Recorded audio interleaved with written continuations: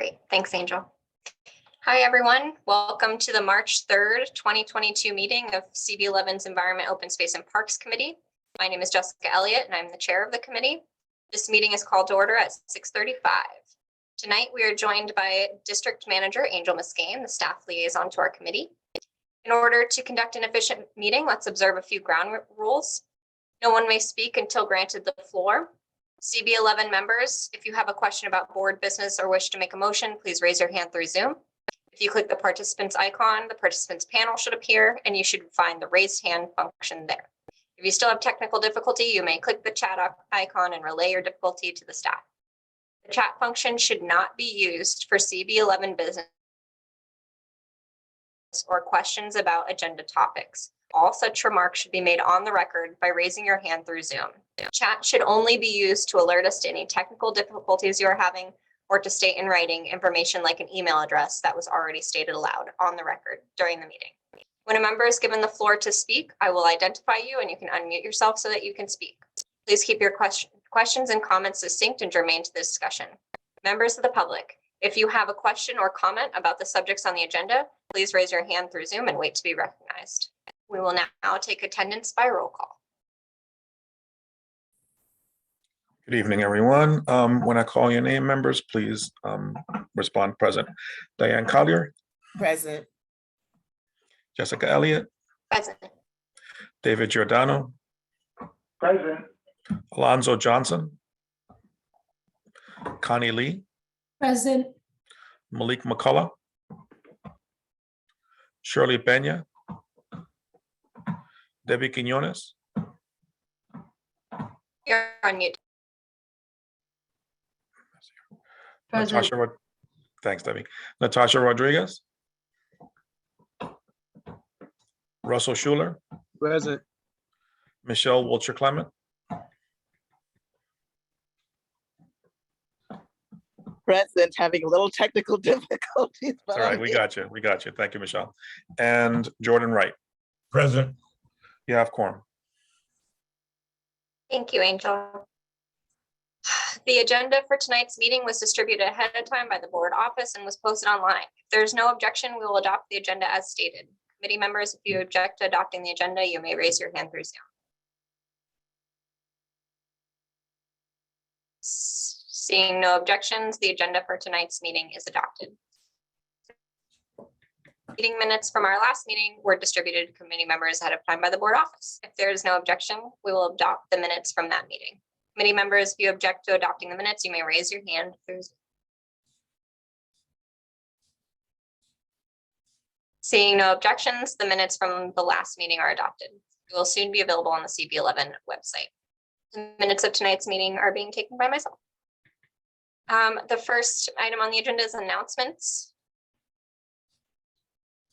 The next meeting of this committee is scheduled for April 7th, 2022. Please raise your hand if you have an announcement, committee members.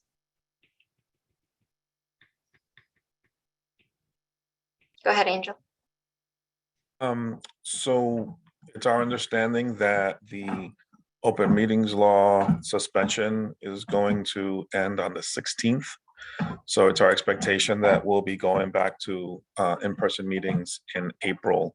We still have not figured out the exact schedule or locations, but I wanted to give the committee members and the public a heads up that we are currently working on that, on figuring that out. And we'll update the calendar with any meeting locations as they're confirmed, and we'll be sure to include any of that information in our newsletter that goes out each on Fridays. That's all. Thank you, Angel. Looking forward to seeing you all in person again.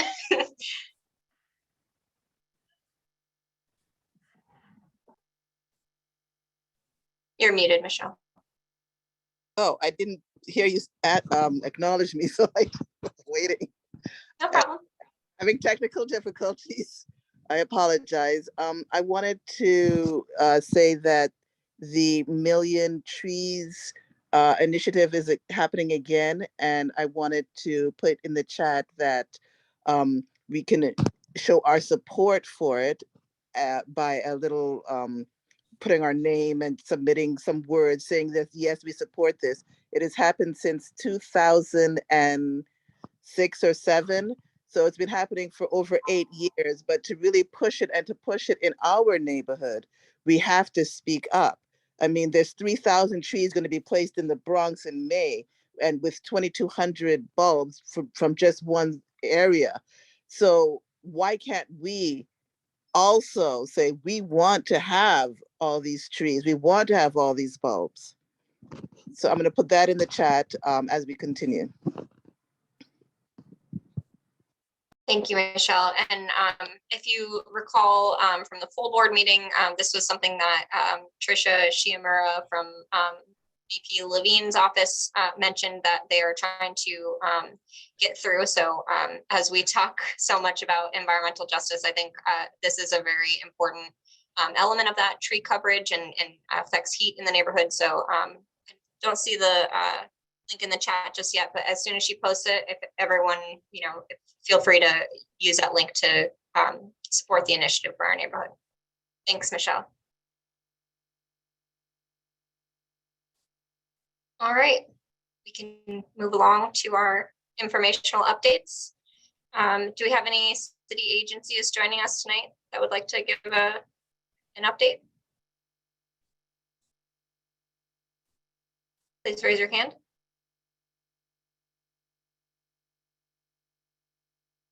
I don't think I see Parks here today. We'll move on to Parks advocacy groups. Please raise your hand if you are with a Parks advocacy group and would like to give an update.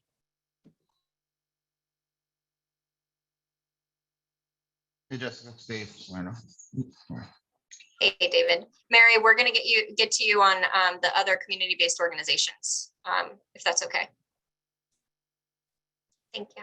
All right, go ahead, David. Hi, thanks, Jessica. Just some quick updates. Obviously, it's spring or pushing towards spring, so we're busy getting the park ready. A lot of our work right now has been in the fields prepped. Grass fields open March 17th, so we're excited to welcome back people for playing on the field. So we're really concentrating on that, and the Icon Stadium track season kicks off at the end of this month as well. So those are kind of our two big things. Just some updates on the programming that I had. Chris Regenti was here last month. Our free public programs for all ages are now live on our website, as well as the public event calendar for 22 is also on our website. Something I haven't said in the past, but really if people are interested in these programs, really should follow our social media. It's the most active way to follow our updates. Our Twitter and Instagram are both at Randall's Island, and Facebook is obviously Randall's Island Park Alliance. Also, our free educational field trips we're back to full capacity now, offering both in-person and virtual options for all K through 12 schools. Registration is also live on our website.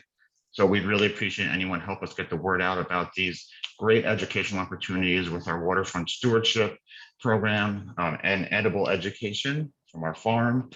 So if any parents or educators, administrators that you know of or are on here are interested, please reach out to us. I'm going to put in the chat the email for our education and programming department. So we have a new coordinator working with her. Her name is Ashley.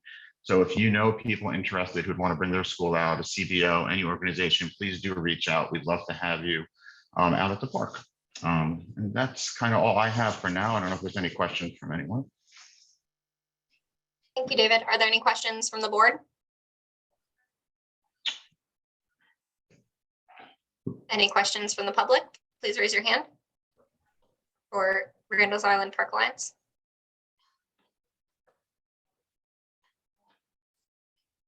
Okay. Well, I know we have David Giordano from our chair of our Youth and Education Committee, so I'm sure he will share those opportunities with his groups. Great, and I just put the email in there, education.randallsisland.org, pretty simple. So please do reach out. We'd love to have you out there. Thank you, David. Thanks for being here. I think I might be breaking up. My internet connection. It's not super great, so give me a wave if that's the case. Are there any other parks advocacy groups before I move on to community-based organizations? Hey, hi, this is David Williams, Park Manager for District 11. Great. David? Yes, hi. Yeah, I just have two quick updates. Okay, One, go. Paul Richards Playground. They're actually starting to do some fencing off, so they're gonna start the renovation process over there. So it looks like the ball's gonna get rolling on that. I guess they're waiting for the weather to get a little warmer as well. So that's some great news for the community. And also, I failed to mention from the last meeting, in Marcus Garvey Park, we had over about 40, 50 bench slats replaced. And some of them actually have been painted over. So we have some, nice benches making the park look pretty good lately. And most of the playgrounds throughout the district, we've been having the parks exterminators come out, and they've been doing a lot of rodent baiting. Of course, there's a good amount of hawks flying around, so we have to watch what we use as far as rodenticides. So we've been using like the RX machines to help control some of the rat population, which has been working well. As far as Marcus Garvey Park, I've been seeing a lot of reduced activity as far as the rodent population. And I've been responding to several 311 complaints throughout the community as well.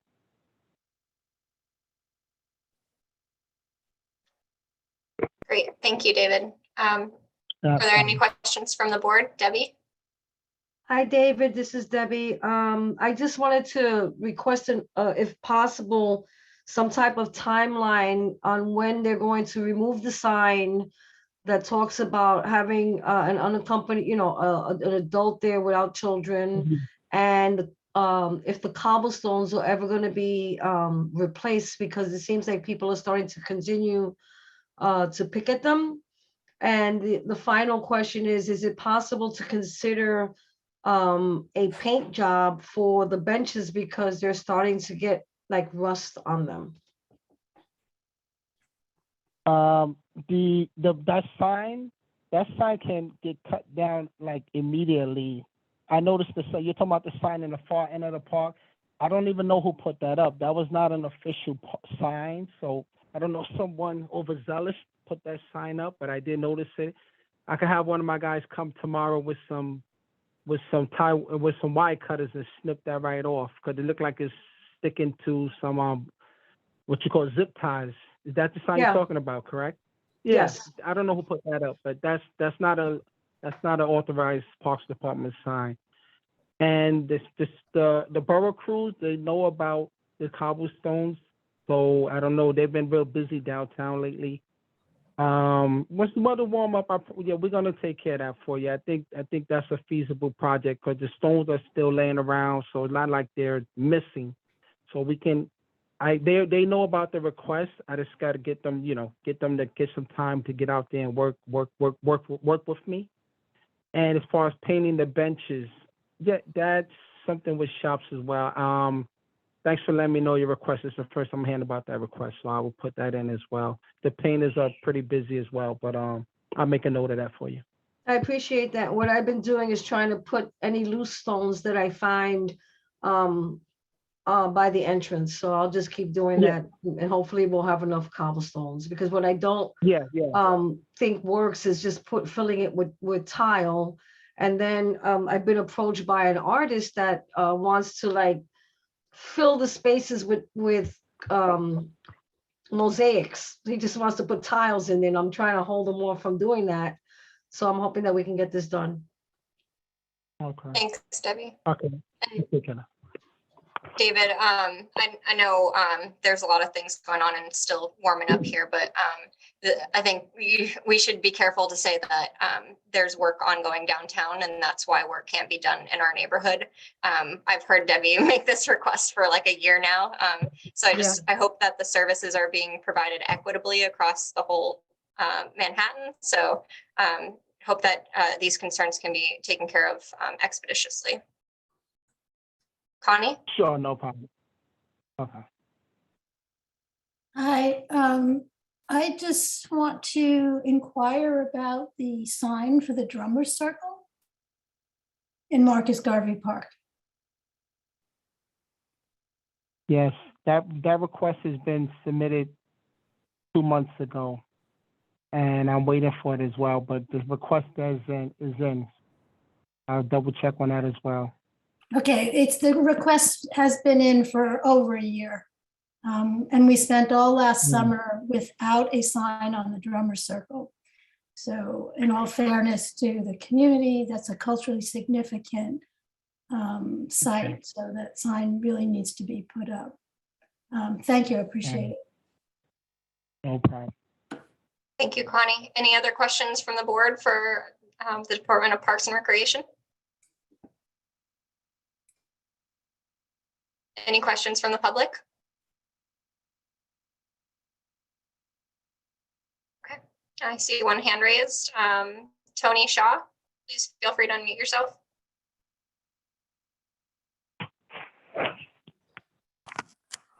Can you hear me now? Yes. Oh, good evening. I apologize. I joined late. I wanted to inquire. I'm on the board of MMPCIA, and I don't know how funds may be allocated, if available, as it relates to the pool in Marcus Garvey Park, specifically the locker room area continues to be challenged by mold and mildew. And I know every year I think there's painting and opportunities to ameliorate the mold, and pools and pool houses and locker rooms by nature tend to be pretty moldy. But if there would be an opportunity to do more renovation rather than just slapping paint on the surfaces, it would be, I think, appreciated by the community. And I don't know if this is the forum to be asking for it, or if it should maybe something more related to the Parks Department. Thank you.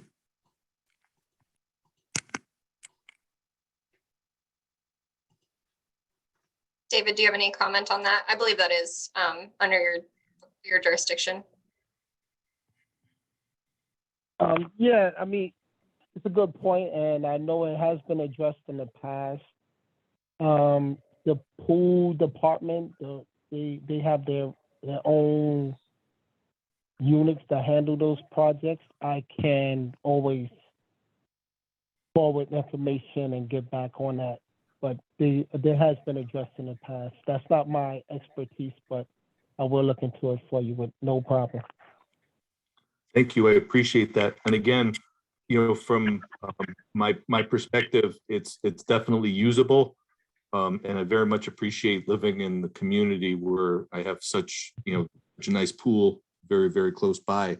But I think that there are other members of the community that, just they hear mold and they mildew and they think of health risk, when, the reality, really don't spend a whole bunch of time in a locker room. But still, I think for, just if there were dollars that were available to, consider a renovation, that would be helpful.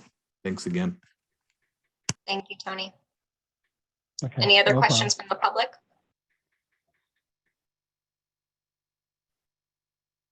All right. Thank you so much, David. Thanks for being here. problem. Absolutely. All right, we'll go back to the third item, other community-based organizations, and I'll recognize Mary Nell Hawk. Hi, I'm Mary Nell Hawk, and I have a couple of things that I brought to show that I gave in, but I'm not sure whether they were actually received. It was a little late. But before David Salerno leaves, I wanted to show him and the rest of you all a beautiful picture of rowing in actually. Mary, I got your photo, and we'll be visiting that topic in old business. So Okay. David, I'm not sure, David Salerno, I'm not sure how long you'll be around, Yeah. but So I just wanted to hold it up and. Yep, I can, your video is black, Mary Nell, Right. but I can share it on the screen later in our agenda, if that's okay with you. Okay, yeah, that's fine. I just wanted to make sure that David got a chance to see it because it's very pretty and cogent to how we work together with Randall's Island and Ward's Island. So that's it. That's all Great. I have. Thank you, Mary. And we'll get to East River Crew and our old business on the agenda. Okay. Thanks for being here. Fair enough. I see one hand raised in the public. Sorry if I pronounce this wrong. Maternich Clemens. Yeah, Mariners Clemens. Thank you. Sorry. Is it if I wanted to introduce my organization, should I wait for new business or like is that something is that something that happens now or? That was fine. Go ahead. Oh yeah. My name is Mariners Clemens. Probably have been familiar with me. I've been around in a lot of different communities, committee boards and meetings and stuff like that. My region is called SELA. It's a research center that is dedicated to helping the public explore what we can justifiably say about our civil society. Essentially, what we're trying to do is we're trying to encourage civic bodies such as yourself, but the public at large, to start adopt the attitude really that all the public statements that we encounter within our civil society should have some justification for why they're allowed to be a part of our public discourse. Censuses should earn the right to be a part of the way we talk about the world. And the way we do that is by demanding that censuses show us the rules they use to produce themselves. What we do as a center is we formalize public discourse, which essentially just means that we use our research in philosophy, mathematics, logic, science, and theology, and other disciplines to construct a set of rules that the public can use to evaluate whether a sentence is meaningful on a particular public issue or not. We think that language is being used too loosely, and that allows civil society to be exploited by all kinds of people. And our expectation this year is to be working with civic bodies such as yourself and encourage you to kind of adopt the attitude of expecting censuses that talk about the environment to have some kind of proof they use that entitle them to talk about the environment. So just wanted to introduce myself and looking forward to talking and learning more about what you're doing and kind of the issues and seeing if we can provide you with the tool that helps you do what you're trying to do. Thank you. Thank you. And could you put your contact information and the name of the center in the chat for us? Sure, thank you. Thank you. Are there any questions for Sela? Is that the name of the organization? Yes, yes. I'll just put my information. I don't want to take up too much time, but thank you. Okay. Thank you so much for being here. If there, Michelle, go ahead. I just want to make sure that I understood what he said. So are you saying that you would help us to find ways to be more succinct in our description of what we're meaning to say? Is that what you're saying? I want to construct a set of rules that you can use to help you eliminate the problematic language that is used to talk about the environment.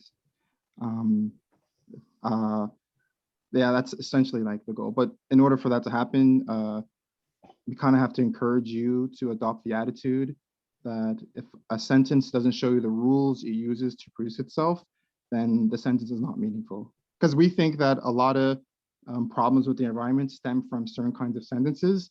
And we feel as if we can show that these sentences are illegitimate, they don't have certain kind of qualities, and then we can show that they shouldn't be a part of the discourse that is used to talk about the environment. And once they're out of the discourse that's used to talk about the environment, then public policies and strategies that are based off those sentences don't have any kind of justification. And so we want to kind of help you use this as a tool to sort of ensure that the city agencies, the different legislative bodies you deal with, that you can kind of show the public that the sentences they use to talk about this problem aren't really all that meaningful. But you need a kind of methodology in order to do that. And so one of the tools we want to provide you when you're doing your work is a kind of logical tool, I guess, a set of rules that you can use to help you spot different kind of sentences that shouldn't be part of the discourse.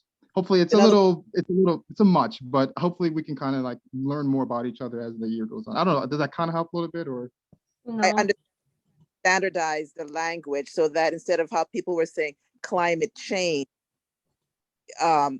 or they were using inappropriate terms, and so everything got very confused. I think I understand what you're saying. Thank you. Yep, appreciate it.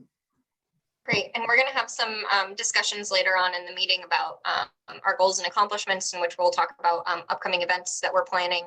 So we would love to loop you in. So if you put your information in the chat, I will reach out to you.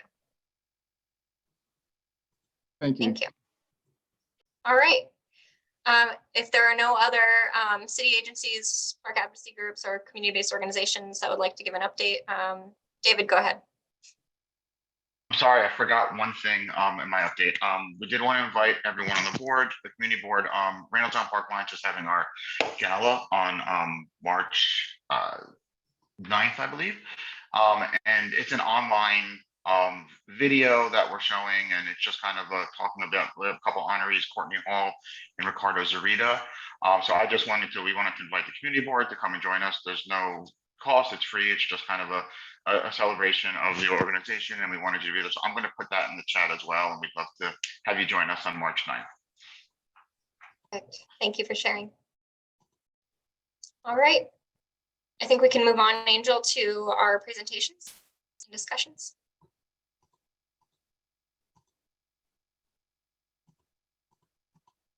All right. First, we have an informational presentation about urban policy work and research from Fernando Tirado.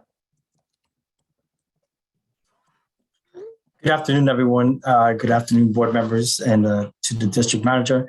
I was wondering, would it be possible to share the screen to share the presentation? Thank you. And I'm going to cut off my own video because I might be having some internet issues myself.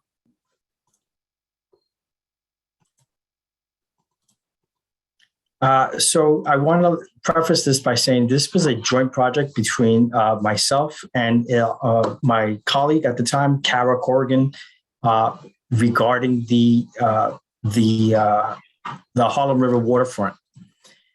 And so I want to start out by focusing on this particular picture, water. It has a magnetic effect on people. It gives life to an area by drawing people into a natural gathering and recreational space. The East River Esplanade, which stretches most of the length of Manhattan's east side in the city, has designed many points from which to attract people to the waterfront, but some parts of the Esplanade, however, are not as inviting. Our research of a portion of the Esplanade sought to understand how a shared space between two communities could be so different from one another. How does the design of public space reflect the character of nearby neighborhoods, and what impact does this investment in infrastructure and maintenance have on the perceptions of public spaces and how these public spaces are used? So just to pause here very briefly, can somebody tell me what this picture is on the left? Debbie. That's 96th Street. So it's just south of 96th Street. Yeah, that's the FDR exit for 96th Street. Yes, and where is the picture on the right? Harlem. I was just focusing on East Harlem. I'm sorry. Yeah, you're right. That looks like 60th, though. It looks like around 60th Street, right? It looks like 90th. Yeah, so these are actually less than 1 block apart from each other. Oh, that's on Carl Schultz Park? Yes, it is. So our motivation for this study, which took place on the spring of 2020, wanted to look at the Esplanade and how public spaces contribute to the social cohesion of neighborhoods, and how well-managed and inviting public spaces can increase cohesiveness between various demographics through the shared use of institutions and resources. When neighborhoods become segregated, however, shared public spaces between them can produce lines of demarcation. As one crosses the border north of 90th Street, the Esplanade transforms rapidly in its design and in its vibe. It's no longer an invitation to stay, but a word of caution to not linger too long. And we can see that from the particular photos. Using data from our observations, archives, photography, and interviews, our research supported findings that conclude that poorly maintained public spaces can reinforce negative economic effects on the neighborhood. It could also increase negative perceptions of safety, resulting in discouraging uses of these public spaces. And so up and down this walk, it's surrounded by nature. We found many pedestrians, joggers, and dogs enjoying the esplanade south of 90th Street, known as John Finley Walk. As we headed north of 90th Street, where Bobby Wagner Walk begins, the physical and social space changes rapidly, causing the esplanade to feel less what we termed emotionally secure. Local organizations and groups such as Civitas New York City and Friends of the East River Esplanade have collaborated with residents to advocate for the space. They've developed a vision plan, documented conditions that needed to be addressed, and incorporated community input in support of the Esplanade's redesign. We reviewed the New York City Parks Department inspection program, in addition, that captures real-time parks conditions at the time in 2020. The occurrence and results of inspections between the two sections vary substantially. We inferred that inspection frequency and conditions were reflective of the historic investment and maintenance along different parts of the Esplanade. Our serial view map is a graphic representation of the changes in scenery where the two walks merge. The first two images show how direct sunlight and natural surroundings create a welcoming space, whereas the next two images demonstrate how long shadows, the lack of greenery, and blank walks can foster emotional insecurity. Possibly the most notable example of elements that take place at 90th Street is the edge where two paths merge on 90th Street. The park ends and the highway begins. We could tell by the landmarks there that they tell different stories of what is desired versus not in my backyard. And that this imaginary line of demarcation that separates the two districts points to what is wanted and what is unwanted. And so John Finley Walk contains a multitude of natural sounds such as birds chirping, river flowing, rustling of tree branches, and of people enjoying the space, as by the picture demonstrated on the left.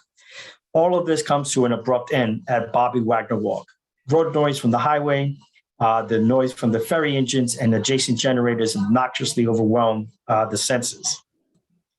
And so to document our observations, we created a map, and I'll share that the larger map with you later, where we captured the quality of the space by separating mechanical and natural sounds, the varying heights of greenery, availability of seating, prevalence of shadows, and infrastructure defects. And all these qualities lend themselves to determining the emotional security along the Esplanade. While discussing a proposed change to a public space in a different community board, people's perception of security dominated the entire conversation and played a large role in final decisions that were made by the community board. We observed them using social capital to varying degrees in an attempt to address these security issues while advocating for their community. Likewise, in a separate part, in our interview with local park advocates, one person stated that does investment alone change public spaces? It doesn't. It takes more than financial investment to change space. Investing in the community helps to change those spaces. You can't just throw money in somewhere and just let it be. You have to invest in the people as well, and so that the community can flourish.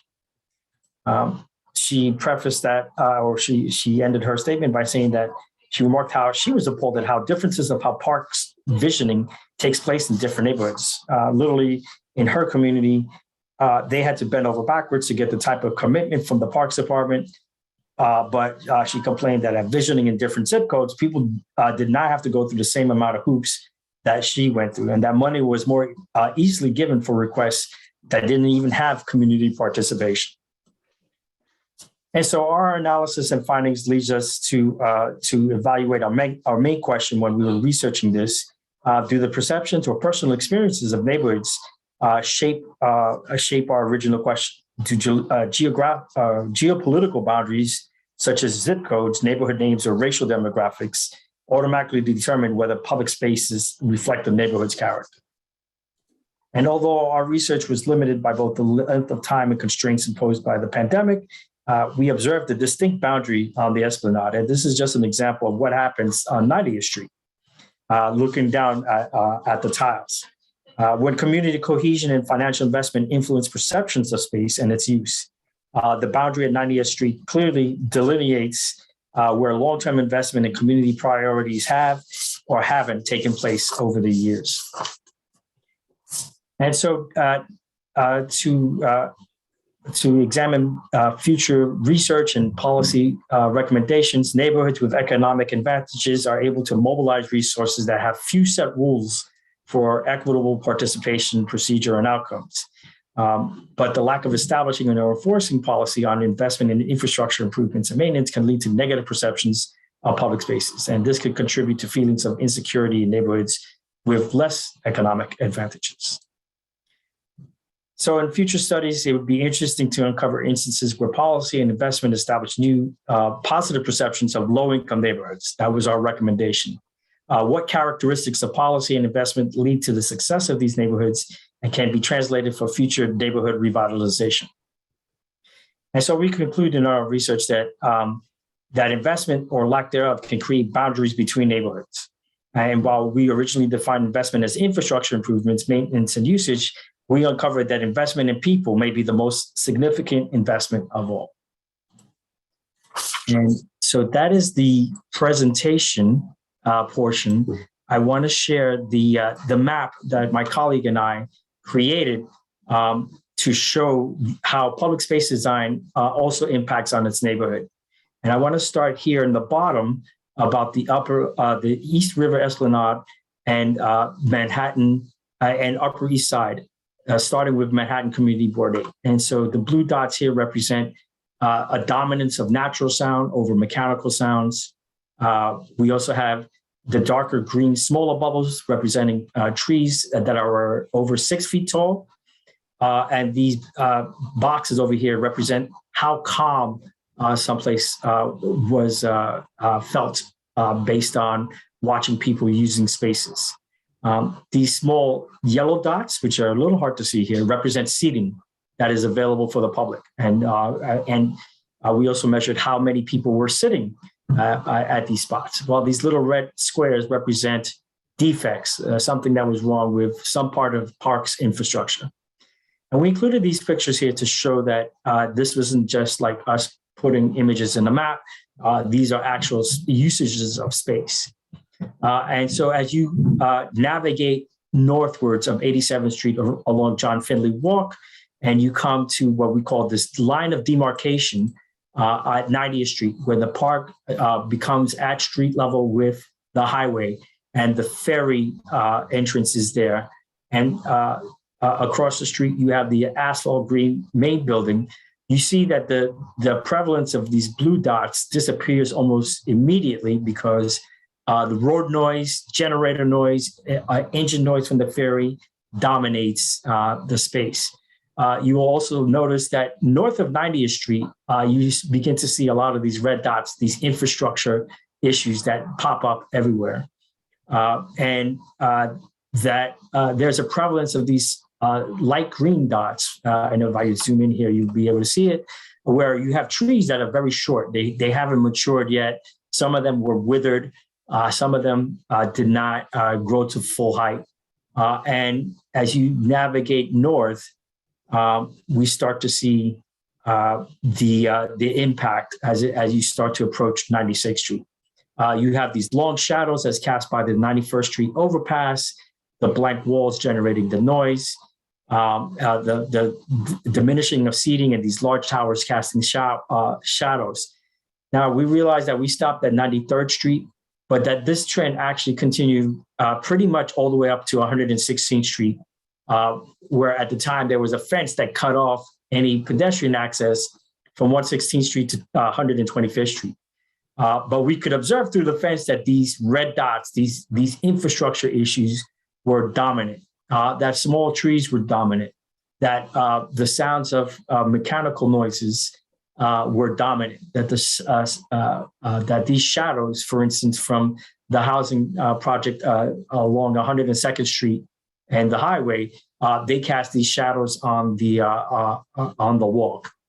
and that this becomes an environmental issue, right? It becomes an environmental issue that has an economic impact, that has a social impact. And so we wanted to share this presentation with everyone here to show how the work that we're doing at Hunter is really focused on all parts of the neighborhood, but in particular, we chose this neighborhood to demonstrate how we could help communities, how we could help inform their decision-making processes with regards to public space and public space design. This past semester or in the fall, I did a separate project on the community land trust that I was working on with Angel, and we've quoted Angel significantly in that presentation as well. And so we want to look at, other aspects of the built environment that might not include park space, but that would include other spaces that could be thought about. How do you make a place into this space that is used by people and that is invested in, even if it's a low economic demographic. And so that's my presentation. Thank you, Fernando. We've been waiting to have you here, and we're so glad to finally have you come and present. And I think you're telling us all that we know. I'm sure if you continued your map up north past 100 and even past 116th Street, it would just I would be curious to see a map that continues on further north. But I know Friends of the East River Esplanade has also done a sort of map of the problem areas of the Esplanade. And I think what you're saying, how it relates to other areas in the neighborhood is exactly true.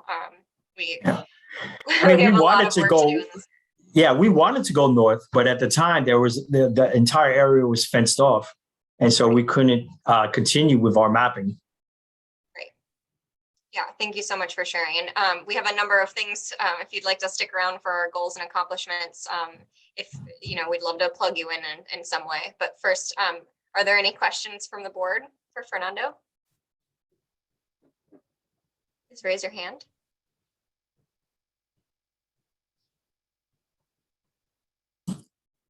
I see a hand up from Sharon Pope Marshall.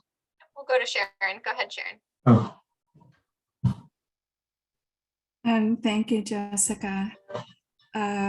Fernando, you and your team are absolutely phenomenal. My name is Sharon. Thank you. Yeah, and also I love Hunter. I mean, just it's fabulous. I don't know where to begin with this presentation, but let me begin in 2011. In August of 2011, I'm the executive director of Civitas.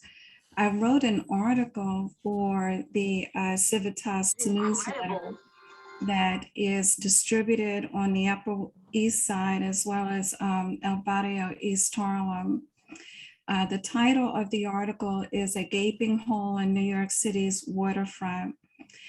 And we Civitas board members walked the length from 60th to 125th Street, the Esplanade itself. And my article focused on how most of the repairs that is needed for the Esplanade are necessary above 96th Street. We really wanted to call attention to the difference between the Esplanade on the Upper East Side and the Esplanade portion in El Barrio, East Harlem. And that was in August of 2011. We further called attention to this with our program at the city, at the Museum of the City of New York, where we had an exhibition on various ideas concerning the Esplanade, and I think that was in 2012. More recently, Julie Menon, Councilmember Julie Menon, invited Civitas, and I represented Civitas to take new council members, all of them women, who were interested in the Esplanade. And we started in the 80s and walked up through the 90s, pointing out again the difference between the portion of the Upper East Side and the portion of the in East Harlem. Civitas wants very much to ensure that the funding that's going to the Esplanade overall, certainly a large portion of it should be targeted, obviously, to East Harlem, including bringing water to water and my personal favorite, restrooms to the Esplanade, and especially the East Harlem Esplanade. I want to thank you so much. This just really brought back memories for me, because some of the slides that you, and thank you so much for crediting Civitas, by the way. Sometimes you do the work and you're really happy when other people pick up the ball and run with it. But many times it's not without the credit. And some of the slides that you had in your presentation really highlights some of the work that Civitas did. And I really want to thank you for that.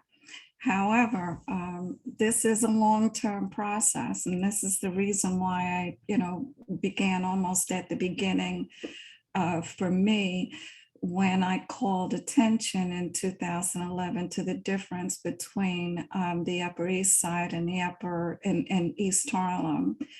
And I continue to see this less as a sprint and more as a journey. And I am seeing some success with the amount of funding that has been targeted to East Harlem, and Civitas is a member of the East Harlem Waterfront Coalition for the East Harlem Waterfront. I forget which one it is.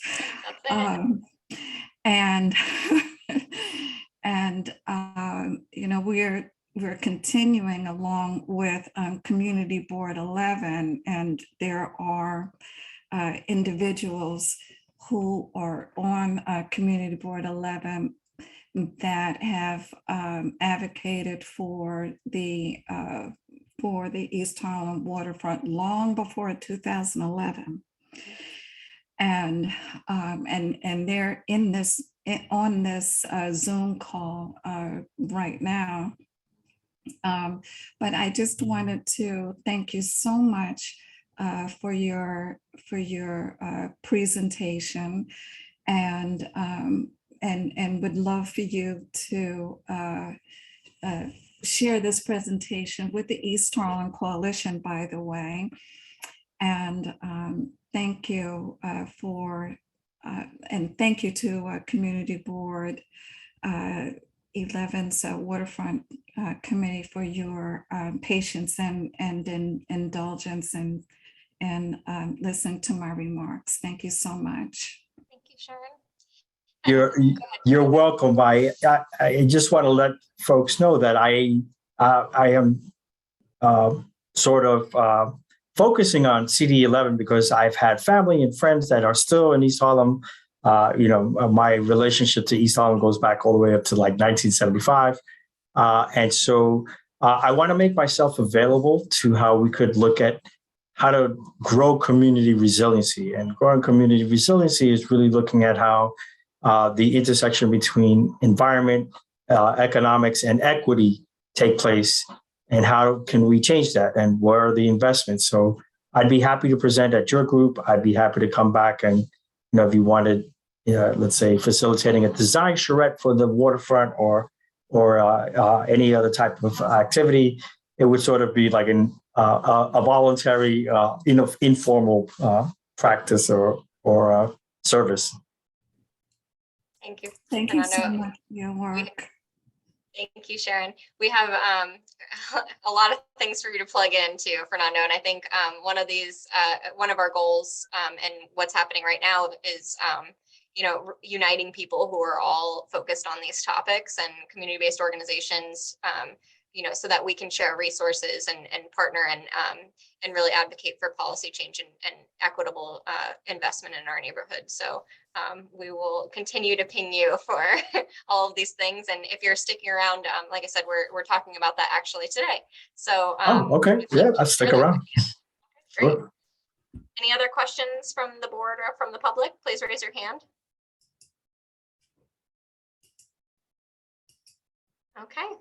Well, thank you so much for being here, and I'll go on to the next thing, but please stick around for the rest of the meeting. Our next presentation, well, it's a discussion about the fiscal year 2023 preliminary budget register.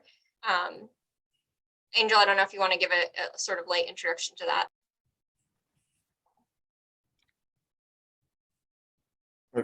There we go. No, I did not. That's why the camera was off, Jessica. So it's everyone's favorite time of year, budget season, which is all 12 months. So anyway, so we got our responses to the budget request we submitted last fall. It's a month late because we have a new mayor, so they usually give them a little bit longer to get this preliminary out. And as you see by in the tracker that I sent you for the request that came from this committee last year, there's a lot of, a lot of the responses are, I guess, more on the positive side, but there's no commitment that to actually make them happen, right? Like a lot of the responses are, yes, we agree, but there's no funding available at this time. And we've had this conversation, a few of us, a number of years, so I'm not going to bore you with going back and forth. These responses we've heard before, and we know what they mean. What they mean is that they're not at the top of their priority list unless somebody makes them pay for it. The other thing, just to be frank, with the new administration and what it seems like this administration is going to be like or has been like so far, it just seems like they didn't have their act together just yet. Because like to be that vague in their responses when the state and the city is, flush with federal, relief money is just kind of hard to believe. Just seems like they weren't ready to give a formal response. That's my opinion, a thorough response. What I think we need to focus on, just the last thing I'll say is how we want to respond. One, in the form of, in the section for this committee in the board's written response to the preliminary. And then second, what, if any, testimony the committee wants to put forward to submit at the corresponding council hearings. Both those things need to turn around, very quickly. Like, we're not going to write them on the floor tonight, but if you all did want to, opine for the letter, which you should, and if you did want to submit testimony, which I encourage, if you could agree this evening on the general thrust of those comments and of that testimony, then, whoever gets assigned to write that up, be it me, Jess, or whoever, can just start working on that and get that, drafted and, shared with everyone in time to make the council committee hearings, and also to be included in the draft board response to the preliminary budget. Jess, if you'd like, I can put up the tracker, or you all can just, however you want to proceed. Just let me Yeah, know. if you could pull it up, and we're not going to go line by line. I think how Angel has summarized it is accurate. I personally think that we put a lot of effort last year into a really great response, and I think a lot of the comments are generally the same from last year from the powers that be. But in my opinion, and I would encourage everyone to raise your hand and give your thoughts as well. But I think we could reutilize a lot of the language that we used last year and really pound in the whole equitable investment and structural racism in our neighborhood points. Any other comments? Angel has it up on the screen now.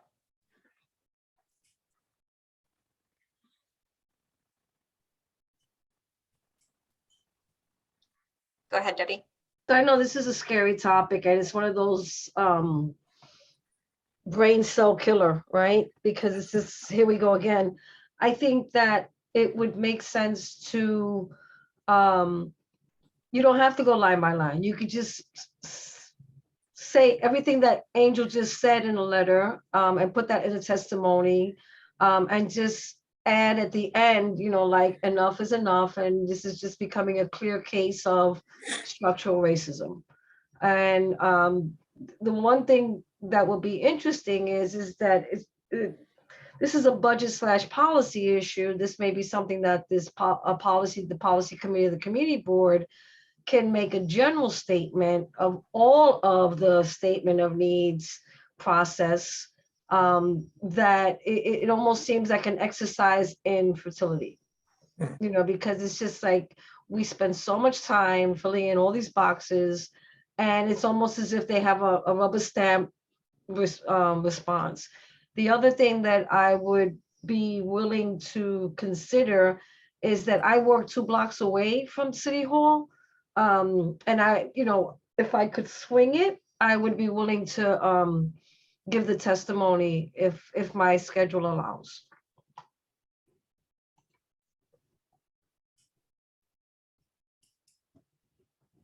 Thank you, Debbie. Connie? Just tagging on to what Debbie said, I've testified at council on the budget several times. And I think we need to testify as individuals, not just as members of the Parks Committee, and also request that the people who are stewarding the parks, whether it's MMPCIA or the Marcus Garvey Park Alliance, ask them to testify so that it's not just coming from the community board. And I think the issue is that the phrase, we don't have funding for that project is a way of managing expectations. The funding is there. They've just decided where they're putting that funding, and that funding is not being put into neighborhoods like East Harlem and other neighborhoods as well that need it the most. But, I mentioned this a meeting or so ago where Bill Perkins gave $500,000 to Marcus Garvey Park, which was immediately confiscated for another park and another site. And this happens in the Parks Department day in and day out. Funding going into the park directly is often just goes into a black hole and is never seen within the community. So that's what I've testified to in the past, and I'll testify to that again. Yeah, every time we say, can we have a bathroom? They say, no, it's not in the budget. That's managing expectations. And it's honestly, I don't even think we should permit them to say that anymore. It's like, it's not in the budget, put it in the budget. We all know with the Watchtower, which cost, over $10 million. That budget was acquired, all public funding, and that money came from all over the city because the Parks Department and at that time, Commissioner Silver really wanted that project to be completed. The actual allocated funding for that project was $3.5 million, yet they came up with a full 10 million to complete it. And the pressure was put on them to do so. Thank you, Connie. You're welcome. And I think one thing we can pull from is within the documents that Angel sent out was information for every district, and I think cross comparing the numbers and dollar amounts spent in other communities might be a good way to support our argument. I'll go to Michelle and then Diane. Just going to suggest exactly what you said, because it just seems like someone just threw a paper down and said, okay, this one I'll put we don't have funding. This one I'll put in, no, maybe we have funding. And this one, it doesn't seem like they even read it. So I would like to know who actually read it and if they did, and if they didn't, to find out if we can just put it on someone's desk and stand there and watch them read it and say, what do you really mean? Because this is shameful. We spent so much time on it, and it just seems like it just was tossed in the garbage. Thanks, Michelle. Diane. So Michelle, welcome to the world of CB11, because this is the first time, and Angel can testify, that we've had many things on the budget request that they gave pretty much the very blanket statement, no funding at this time. What I'll say about this is that as you look at our budget request, we have 3 items there that's asking for a comfort station. We need to take a stand on that. That is completely inequity. I don't care what term you want to use, environmental inequity, health inequity. It's totally inequity. It's wrong for us to beg for a comfort station. It should be standard, just as the standard below 96th Street. So that's the first thing I say. If there's nothing else that we don't do, we need to send a statement about that. The second thing is about the 1,000,000 trees. And you're right, we're probably going to get 1,000,000 trees, but one of those statements in the budget request says that we need a maintenance crew to take care of those trees. What good is it to have a tree and it's either falling out or it's about to die, it doesn't get the water? So we need to take a stand on that. We don't have to take a stand on every one of them. But clearly, to me, the comfort station is a major stand. And there are probably other locations that we just haven't identified in this request for a need for either a comfort station or an improved comfort station. So that's where I stand on it. Take a stand on that, and take a stand on if you're going to do 1,000,000 trees, we need 1,000,000 maintenance people, to be honest with you. Couldn't agree more. And that was something we brought up to Trisha when she presented about the 1,000,000 trees at the full board meeting, is that we are lacking the maintenance to keep the trees alive. So I think those 2 points are definitely ones we should uplift in the response. Thank you, Debbie. Or thank you, Diane. Debbie? Another thing that it's a new topic, it's a new issue, and I don't know if this is the place to bring it up in terms of a budget issue, but one of the things that, we need the comfort stations and we need the maintenance of the trees. Another thing that comes to mind is the issue of drug use along the Esplanade and that whole space, and how maybe, this is just putting it out there, the need for syringe exchange boxes where people can, instead of having needles dropped off on the sidewalk, that they put them in the boxes as well, and that the city pay for it. Yeah, thank you, Debbie. Any other comments on what we should uplift in our response to the budget?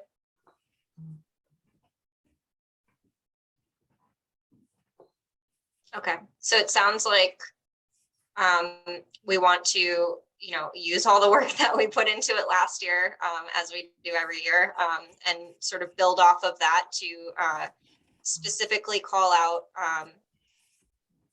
the need for comfort stations, the need for maintenance of trees specifically, and that in general we'll define it as like we talked about, equitable investment comparing across districts and promoting all the things we talk about every day for environmental justice, health equity, blah blah blah, and push for the community-based organization representative, park advocacy representatives, and ourselves as individuals to testify in addition to that response. So Does that sound- where would this discussion about a potential inclusion of drop boxes occur? Well, if that wasn't a specific request, I don't know that we can insert it in the response, but I think that we can find ways to incorporate that in everything else that we do, and maybe in our upcoming budget requests. But I do think, we have a needle problem. So we can definitely bring up drug use, and I think there's a note here about drug use, or just health and safety in parks in general. And that's an opportunity for us to note safe needle collection and other elements of that nature. Yeah, thank you. Angel? Thanks, Jess. I just wanted to, I neglected to mention earlier that the budget committee, the district needs and budget committee met last week and passed a motion to create a resolution stating that in our response to the budget that, we don't want any cuts to, any headcount cuts or any agency, staffing cuts. So I did want to mention that to everyone here. And then the other thing that I didn't mention, I should have, is that in the response to the preliminary budget, it isn't just, it doesn't need to just be responding to their responses to our requests, which of course is important, but of course, there's also the rest of the budget that isn't covered by our requests. And if folks on this committee, have, want to suggest a committee comment on other aspects of the budget related to, parks and environment and stuff like that, then we can, we can also speak to that. The committee can also speak to that in its response. Right. Angel, Like Debbie's suggestion about the syringe collection. And what is our opportunity to do that? Is that something we would have to go to those committee meetings to do that, or?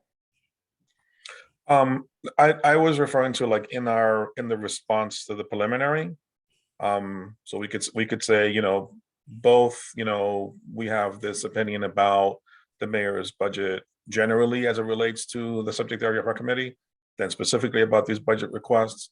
And then I think on the equity bit and on the safety bit, I think it's totally within the realm of this, committee's work to opine on the safety in the parks. And then one of those things could be, like having, receptacles, because it's just a fact of life. It's just what is happening. And if just to editorialize a little bit, we were having a conversation about this. I was having a conversation with one of the members recently in regards to the safe consumption site on 126, right? And just talking about like how to some it could be a shock because it's a change. It's a cultural change. Like some people live their whole lives thinking this is illegal, this is illegal, this is not. And then all of a sudden now, there's more, it's more permissible, it's allowable, supported. And that takes an adjustment, for some folks. But the same, but part of that adjustment is realizing that, you have people that, inject themselves with, this stuff, and those needles fall on the floor and discarded all over the place. And it's just what it is. So you can't keep pretending that no one's using syringes and that no one is discarding syringes. We have to be adult about this and like, okay, like what a responsible thing, could be to recommend that there be places for these needles to be disposed of in a safe manner, for the aesthetic reason, of course, you don't want some kid tripping on it, but also you don't want to, to get, pricked by it or whatever. So I think that's, perfectly sound for, reasonable for a committee like this to be making that recommendation, in that area. And does that require a motion or something like that? Because I think That's a that, good question. I would like to wrap it up in a way that it doesn't stay floating. And I did a site visit to that space. So if anybody wants to talk offline about that, I'm more than happy to share my experience with that. So in terms of a motion, like there isn't one required, but it's always advised, right? So if tonight you all are agreeing that this is what you're going to say in the response, and this is what you're going to say, in testimony, then you should probably take a vote just so we could have it in the minutes that the committee agreed to do this, so that then if in a week's time we see the testimony, I didn't say that, then it's, everybody knows that it was agreed to tonight that you wanted to say 1, 2, 3, 4, 5. While we ponder our upcoming motions, I will go to Fernando. Sure. So thank you. So in my normal day-to-day life, I actually work with the New York City Department of Health, and I've done a lot of work around both naloxone and opioid overdose prevention. And you have our sister agency located on both 115th Street and 110th Street, the East Harlem Neighborhood Health Action Centers. And I know that we have run pilots in the Bronx and in other parts of the city with in partnership with the Parks Department to put these boxes in. So you should really reach out to them to see why are they not putting it in there? Do they have a plan to do it? Because we've done it in the Bronx, and I'll admit that on average, only 10% of the needles actually end up in the boxes, but that's 10% less than what's found on the street. And that's so, and this has to be accompanied by a multi-pronged initiative where you're looking at why are people resorting to drug use? What are their other underlying issues? Are they trying to use drug use for as a coping mechanism, and it needs to be supported with other mental health work? And then how could you, rather than further stigmatize people who are having an issue with drugs, how could you include them in the solution? So that all happens at the action centers, and I would strongly advise you guys to just reach out to them. They're there, and they're supposed to be doing this type of community work. Thank you. Can I respond to that? Go ahead, Debbie. So I work for the Department of Health too, in full disclosure. And I work with a parks group, right? So when we talk about maybe having that type of capacity in particular, like Harlem Art Park, the Parks Department, they push back on it. The Parks Department, there's a perception that it'll increase drug use. There's a whole other educational thing that that occurs. So that's why I think taking this route is something to consider as well. Thank you, Debbie. All right, I hope we've been thinking about our resolution. I can summarize again if that would be helpful, but if anyone would like to raise their hand, make a motion. If it's helpful, here's my notes. To respond with a focus on environmental injustice, structural racism, and inequitable funding, park health and safety, i.e. needle collection, comfort stations, and tree maintenance, and the general, blanket response for requests for our neighborhood that's been ongoing. Does that sound like the goal? Yeah, and I mean, if folks want to discuss it a little bit further, I just think that, it's fundamental core issues from a social justice perspective and comprehensive approach that, you want to fix it and slap paint on it, but you don't want to deal with the real issue. So this is something that creates that opportunity to do so. So does that mean I have to make a motion, or is that my motion? I think go ahead and I think you should make a motion. Well, I would like to make a motion that the inclusion of syringe exchange boxes be included in the development of moving forward on the waterfront. Well, I think the motion should be comprehensive about the whole statement. So maybe if we start with that and say the rest of the thing, you know. Okay, I'm kind of brain dead right now. So No problem. honestly, so the motion is, you know, in attempting to continue with the mission of promoting equitable resource distribution, that we incorporate the utilization of the availability of drop boxes. Does that make sense?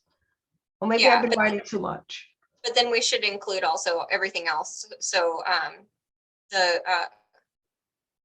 Diane, do you want to add to that? Not really add, but an Angel, drop boxes are located throughout the entire district. Am I correct? No, yes, you're shaking your head. Can't hear you. No, I don't think so. Okay. No, they're not. Well, do we know the locations that they are? Because they're supposed to be around somewhere, the needle exchange locations. There's not many.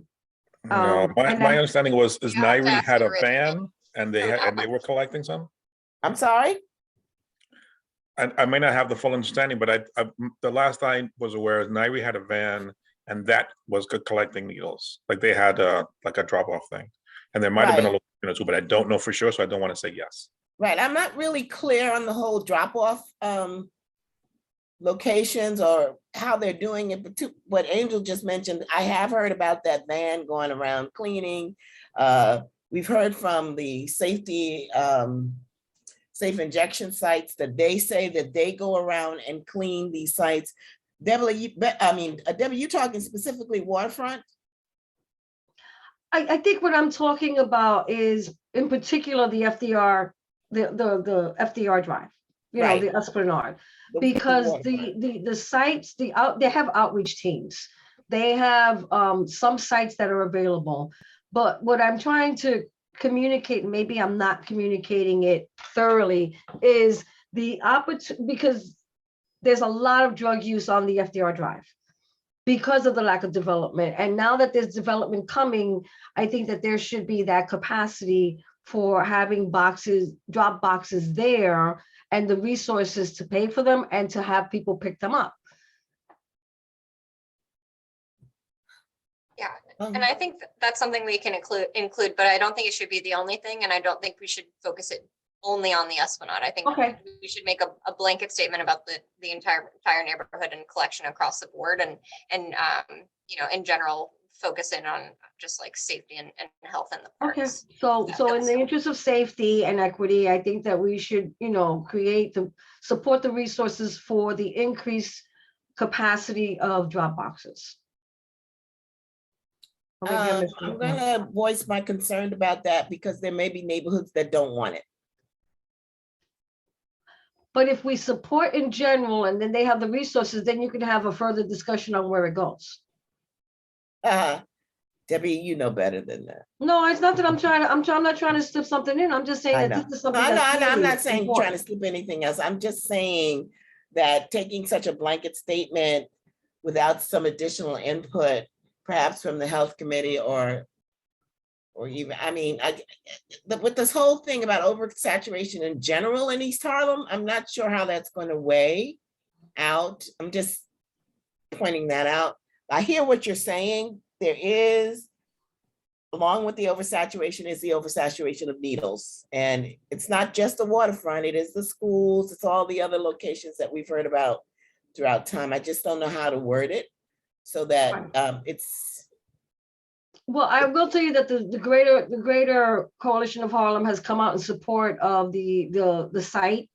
And I think that if you want to spin it as an economic development, you know, issue and neighborhood development issue, it should be part of the issue as well. So I don't know.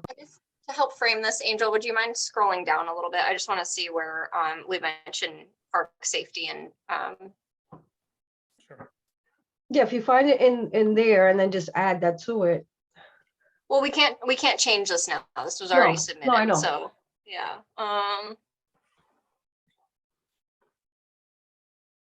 Okay, keep going. Oh, there's park safety through design interventions, i.e. bill and better lighting, okay. Stop me when it's at the top. Keep going. Thanks. Sorry, I'm That's yucking. fine. All Fine. right, yeah, keep going. Is it an expense request? So it's a bottom list? Maybe.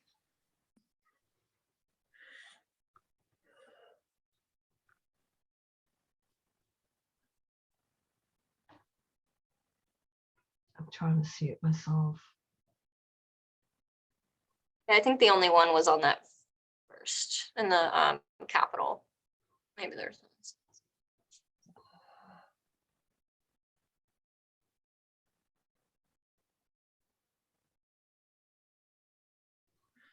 Okay, what about oh, that's canine waste, just kidding. Okay, well, I think at the one of the last capital requests noted park safety. But I think whatever we say should build off of this instead of Yeah. coming in with new information. So it says I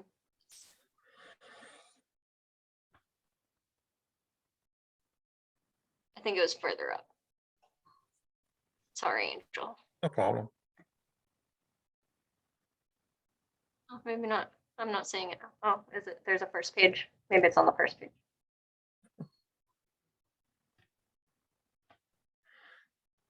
There it is.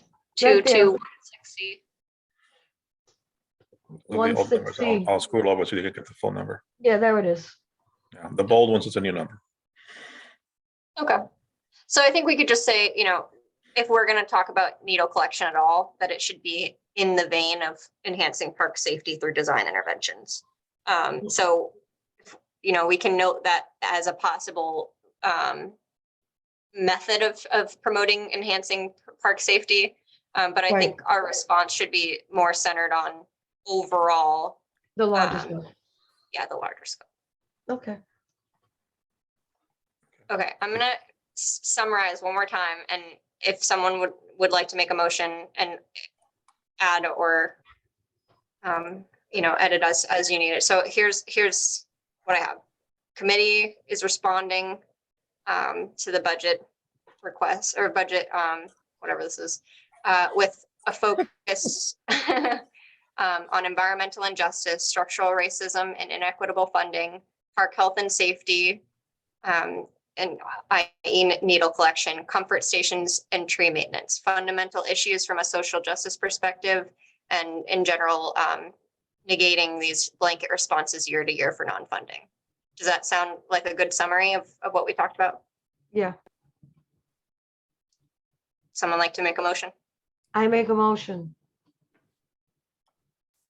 that this language be included in the response, that it includes the concept of syringe collection. Michelle?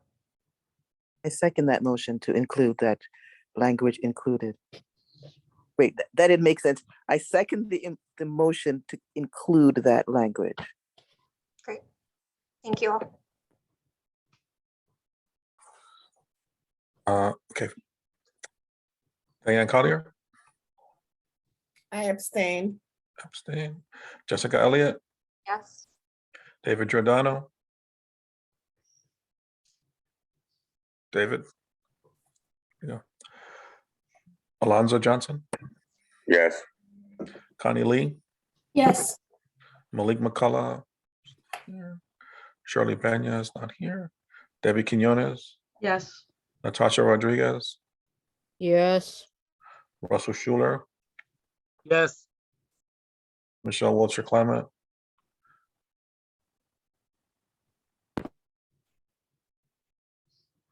You're Michelle. muted, Michelle. Yes, I muted myself at the wrong time. Thank you. Jordan Wright, Yes. thank you. The motion carries. Great, Thank thank you. you. And Angel, I can assist with the crafting of that. All right, we'll move along. Thank you all for your input. Michelle, you still have an old hand.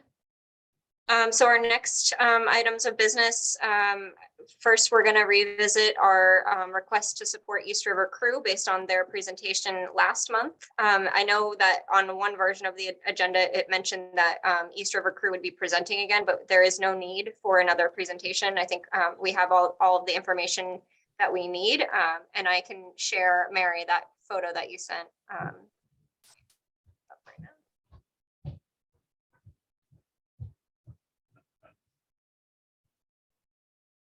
Of course, I'm in the wrong email. Okay. Okay, the only thing that I want to add to it is the feeling that we are very concerned about this 7 feet elevation above the esplanade that EDC has put into their request for proposals, that these designers that are being contracted are being asked to figure out a way to raise the esplanade by 7 feet. And if there's anything that you guys can help do to see what that's all about, it would be appreciated. Yeah, that's I can give you some background on that if that would be helpful. Yeah, that would be very helpful.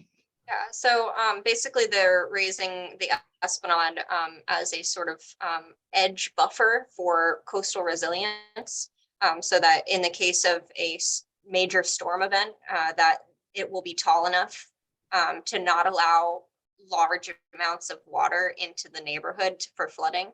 So that's the reason why they're elevating it. And I don't think there's an ability for them to not elevate it, but I do think there's an opportunity for us, or for you to advocate that there be a connection point at an elevation that is adequate for your uses, which I believe you said. Yeah, it could be gated in one point, and also just for walkers. Does that mean that the sight line across the river is going to be diminished? So Yeah. I think that it's something that the designers really have to be encouraged to dig a little deep as far as, what really is needed here and how to do it. And I hear you. Because I'm all about coastal resiliency, but on the other hand, I have relatives in Elmhurst, Queens, who weren't in any of those flood zones, and their basement got flooded from down below. Yeah. So And I think, yeah, we've had a lot of presentations about the sort of flood risks in our neighborhood. And I think just summarizing that, there's the edge condition and the water coming in from the East River, but then there's also the interior condition where we have lower lying areas in our neighborhood compared to other neighborhoods in Manhattan. And it sort of creates a bathtub effect. So there's two problems that they're trying to solve. So I do think that raising the esplanade is part of, it's like a structural element of that. So I think it would be best to advocate for access at the depth or at the elevation that you guys need at East River Crew at your platform. 96, because you don't want to throw away the baby with the bathwater. Right. And I'm just going to summarize the ask from East River Crew, if that would be helpful for the committee.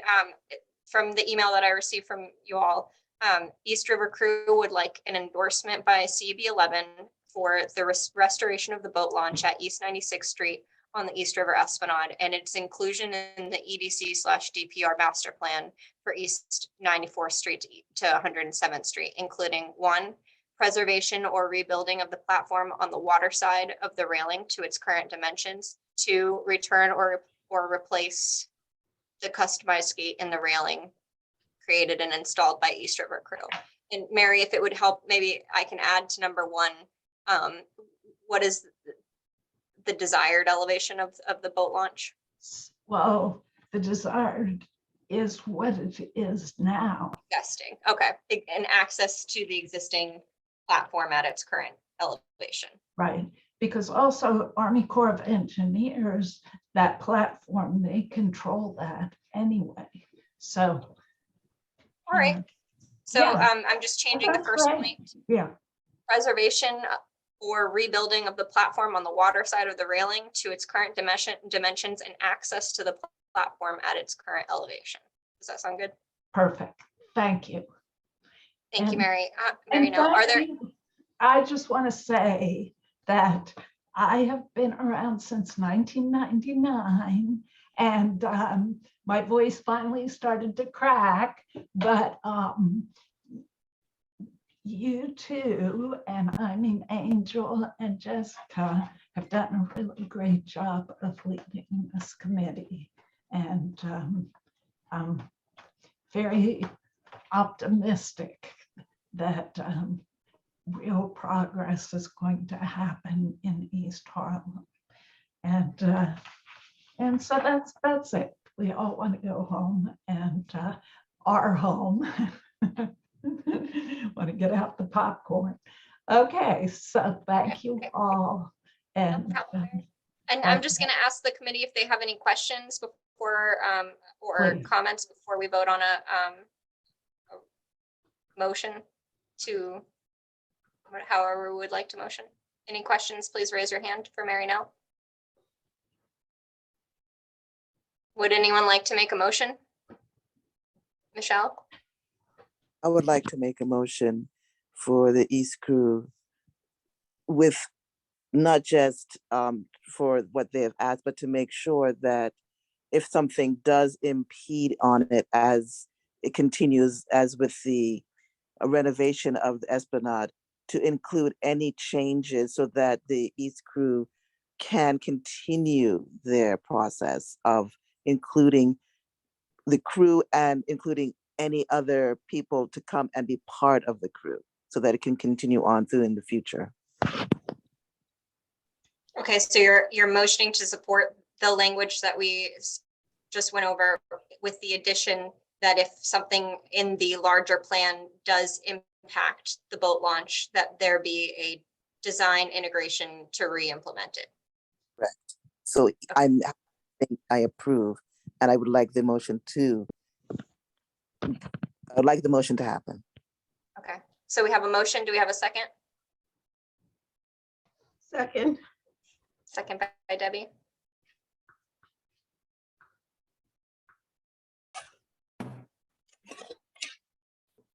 Diane Collier, Yes.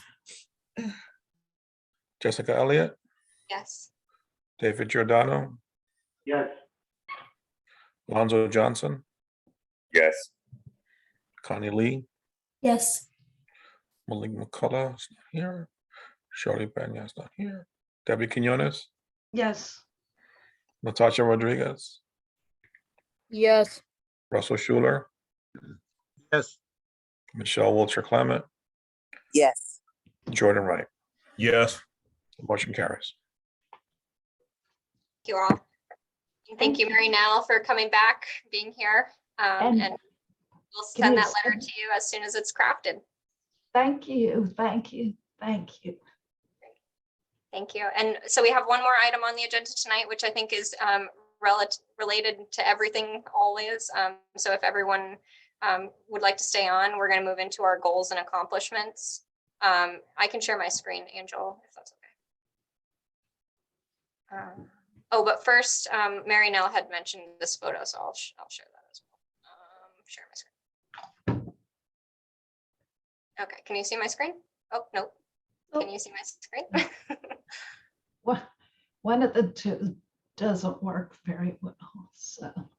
Do you all see the image on the screen? No. No, there There we we go. go. There it goes. There Yeah. we go. Jeez. Yeah, that's your neighborhood back in the day. Oh, that's awesome. Yeah. That's 11.99 in the corner. Yeah, and it's the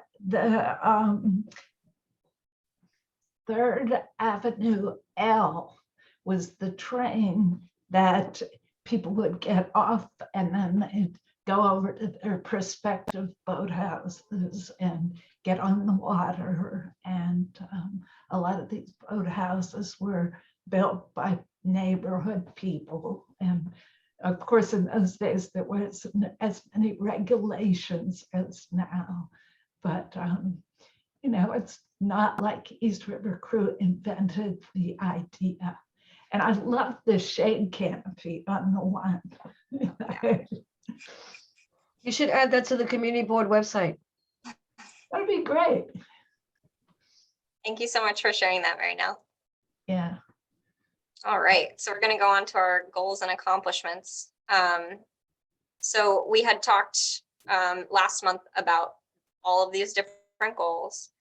Then we grouped into 3 goals, which I don't have the exact summary of right now. But essentially we were combining the improved alignment and communication with electeds and city agencies, information sessions regarding what environmental justice means and explanation of sustainable terms, developing a district-wide parks advocacy group, and the Green Conference into one. And then second, we would have ultimately have East Harlem as a city pilot project that increases the number of drinking fountains, places to sit down with a narrative / response to presentations that clearly defines the needs in District 11 and open spaces as goal number 2, and goal number 3 as developing parks open space maps with their history and improving participation north of 116th regarding their green spaces. So I just wanted to let you all know, since we've been talking about this, there's been a lot of work happening in the background. I especially want to thank Debbie Quinones for helping out and Malik, who's unfortunately not here, but has been helpful in developing the idea for a green conference, which we hope will incorporate most, if not all, of these goals in one go. And that Green Earth Day is on April 22nd, which is fast approaching. So we've already gotten started on planning it, and would like to loop you all into what we were all talking about, get your input, and have you all, you know, help us shape the event and execute it. So essentially, let's see, this is a long document, but thinking globally, and I'll let Debbie join in a moment, but I know you all have heard me mention about the Culture of Health Leaders project that I'm involved in, and that is a 3-year program of which I'm in the 3rd year, and that has a sort of action component to it, which is funded by a small grant. So we are going to utilize this grant to host a series of events. There are a total of 4 events, but 2 are community board related, and then the other 2 play into it somehow. So the first, there's actually 3 events, I'm sorry. So the first event is the Green Day Conference, which we will discuss today. And then after the Green Day Conference, there will be a, as Fernando was talking about, sort of a design intervention exploration.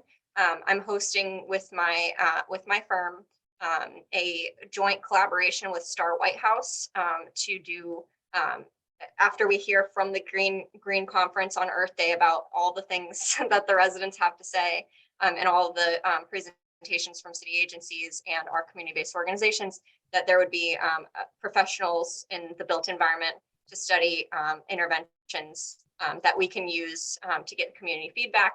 And then the third event would be a sort of roundtable discussion with elected officials and city agencies on equitable investment and right, exactly all the things that we've been talking about. So as a sort of supporting element to the statement of district needs process, and then implementing sort of the data we are gathering from this conference. So generally, and this is a loose agenda for the first event, which is the Green Day Earth Day Conference for East Harlem. It's going to be a couple-hour event, sort of a half day, and then potentially, you know, this is still in the works, so please, you know, feel free to provide your input. But we were thinking generally that there would be 10 a.m. to 12 p.m. would be intros to the community board, what the community board is, what are we working on, what is the environment open space and parks committee working on. And then as Diane's goal mentioned, explaining what is environmental justice and health equity and how does it impact our neighborhood. And then city agencies and the invited presentations would happen, and then there would be a discussion about this. That's a loose denomination of time, but then we were thinking that there might be an interactive lunch where we have a visioning board and community-based organizations who are involved in this work and can set up tables and have face-to-face conversations with residents as they're eating lunch. And then that the final hour, residents would be allowed to leave, and then the community-based organizations would stay, and we could discuss collaboration as a whole, just like we did today. There's a lot of people, a lot of organizations working on similar issues around these topics, and we want to bring all of those voices together into one more powerful group, potentially the Coalition for a Healthy and Equitable East Harlem, and that we could use that group to advocate for funding and policy. So just, this is a bunch of notes, but I think I'm going to bring up I'm just going to stop sharing for 1 second and find the right file. Okay, here it is.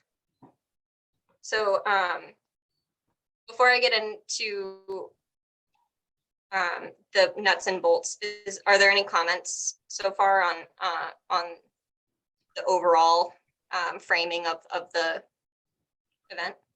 I lost my Zoom box.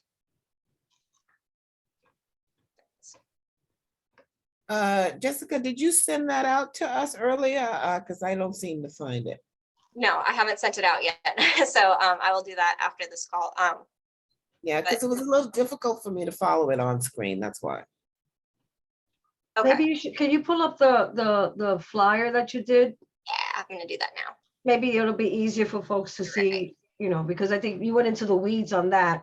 Yeah. But the idea is to create a space and an opportunity for people to come together on April 22nd to engage in a process where they are educated about a snapshot of all of the things that are happening in development around resiliency and open spaces, and then create another space so that they can share their voices. So you have all the parks agencies, all the different organizations with tables, and that they can interact and have that opportunity to see people face to face. And then ultimately, building on Connie's idea of creating this network, take time to invite them to join in on this network so that then we can move forward on the larger plan, on everything that this committee has been advocating for, in a way that lets the elected officials know that the next step and the progression is clearly to empower agencies, community residents, and then to hold elected officials not accountable, but to make them aware of their response or their opportunities to become champions on this issue. So that's the first day. And then the second day, the April 23rd, is maybe, having something in the parks. I'm going to try and do something at Art Park. Maybe we can, engage in having all of the parks do something on Earth Day as a way to kind of bring folks out into the parks, and that they can see that the parks are available to them. So that's basically kind of summarizing the whole thing. And then in terms of giving people the information, what we were thinking was maybe getting USBs, that we load everything on there, all the reports, everything possible, so that they walk away with something that then they can take their time at home to review at their leisure. And thank you, Debbie. That was a great summary. And just to go through, this is a save the date for the community-based organizations and residents. And just to note that we plan to pay the residents for their time. And then there would be a second invitation for city agencies and anyone we're inviting to present. that's more specific, that it's not going to be a lot of time, and we don't want to bore our residents to death with, 30-minute presentations after 30-minute presentations. So we're going to have them be focused in on exactly what we're asking for, how it relates to our neighborhood. And so this is just draft versions of the invitations for that. Diane? So is there a plan to include children somewhat in either one of these functions? Yes. We thought that maybe there can be something, a presentation of young people, or asking schools to put in arts and crafts, and maybe we can put that up on the wall, or have them come perform, or also the next day in the parks that they can come out and do performances as well. Yeah, and I think one of the things, I recently went to a youth and education meeting where there was a high school group partnered with a hospital representatives, that they did sort of data collection from the students and how they felt in the neighborhood, and it touched on like sexual harassment, gun violence, and just the overall experience of the neighborhood. So in that conversation, they asked what the community board would do about it. And so I think it would be great to invite that group back to this event and have them bring other young people for that involvement as well, but open to any other ways to integrate the youth. Well, again, I'll leave that to the planners of the event, but I do think children somehow or another need to be incorporated in this. Whether it's singing, whether it's playing, or whatever, to draw out. If you're looking to draw out adults, that's a great way to draw. They come with their parents or their friends or whatever. Yeah. And after all, it is their earth. It is their earth. Right. And another thing that we were thinking about, Diane, was maybe even to kind of call the information session, the Richard Toussaint lecture series, so that his name continues to be, raised up, because we want to demonstrate the diversity of representation in the environmental movement. Also, maybe considering inviting his wife, and giving her special recognition, and even having him as an emeritus community planning member of this committee, even though he's deceased. Mm-hmm. Well, again, I just wanted to make sure that we're including the children, the next generation, in some form or fashion, because I also think that's a draw. Yeah, one of Debbie's ideas was that lunch could be, well, we've been discussing so many ideas, but I think it was Debbie's, that lunch be more interactive, and that we have a sort of visioning board. And so I have a toolkit for human-centered design, and there's sort of, we can have something up on the board, and, kids can draw pictures, or they can use these tools that we're providing, which are generally pictures of describing elements of neighborhoods, and sort of composing that onto a board. And I think that would be a great way to have children involved, and then additionally at the parks events the following day. So do you think we could get some press around this, Angel? Yeah.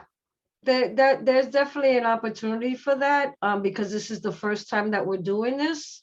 And this is maybe, a unique opportunity where we're bringing together all the voices so that we can create this one network, so that then we can move forward.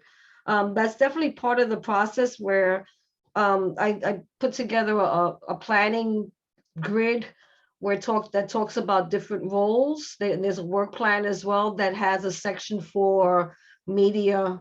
Right here, you see there's the draft the program, there's, invite speakers, material events, Brazilian Champion Network, and then there's also press. And then, there's we have to figure out who's going to do what skills are best aligned with the person, and figure out what role all of us can play in this process. Thank you. So essentially, the goal for right now is that the committee, generally agree on this direction. And then I think if anyone on the committee would like to be more involved, I think in the end, everyone will be on this list somewhere, whether that's helping to set up the event, just attending the event, helping us to break down the event, reaching out to, different community-based organizations, but we've already front-loaded a lot of that work and determining, who might be. We have a long list of people, and we've already culled it of things that are getting to be too much. So in general, Debbie and I are holding separate meetings, and if you would like to be a part of those meetings, please let me know, and then I will send out an email with once we even get this a little bit more fleshed out, to allow everyone to sign up for different ways to be involved in this, as it's a committee event. Michelle? Make that a little bit bigger. For some reason, I cannot see. Yeah, let me try making it. Is that better?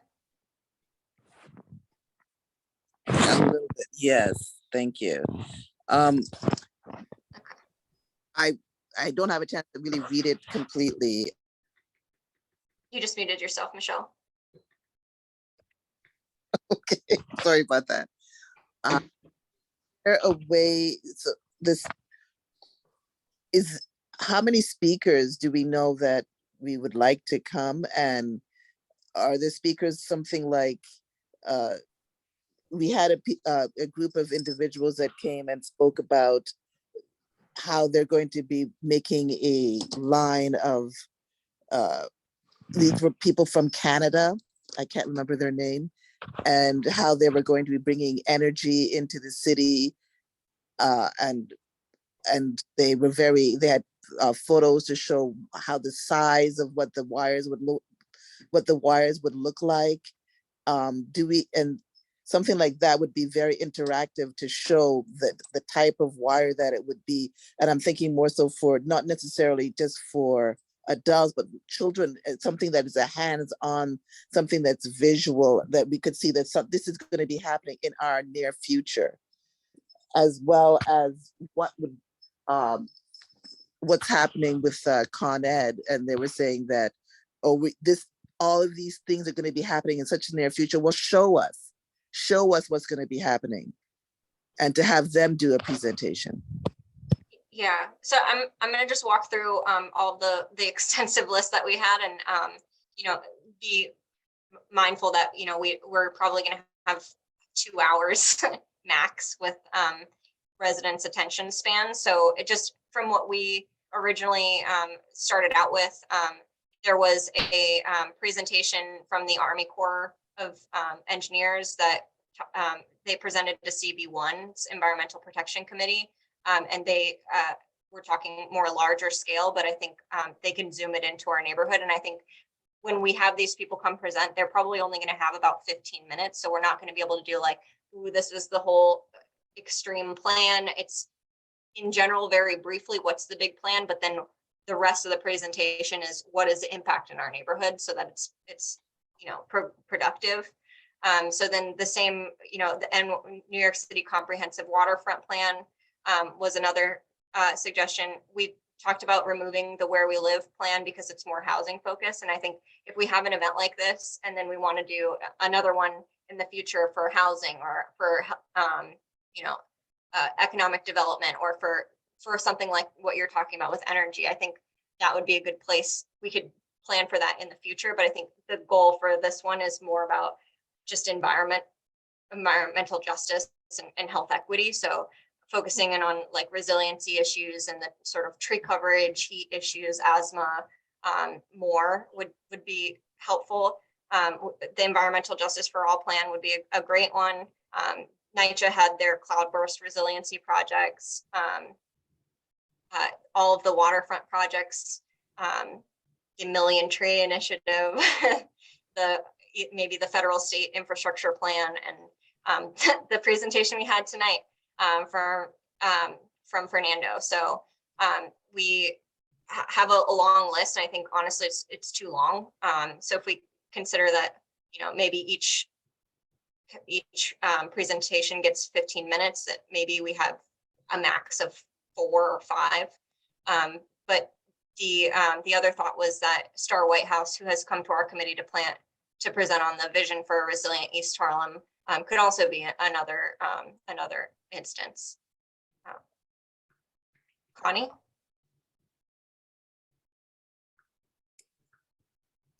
I'm going to suggest that you have someone like Trees New York present. That's a very relatable conversation. And yes, we've planted 1 million trees, 50% of them are already dead. So what Trees New York can share information of how we keep those trees alive. We just can't keep planting trees that we're going to keep killing. So Yeah, exactly. and Trees New York gives a very easy to understand presentation. They can actually do it in the park and do, on the second day, they can do demonstrations with people who are interested. Great. And they reached out recently. They'll be on this committee's agenda next month.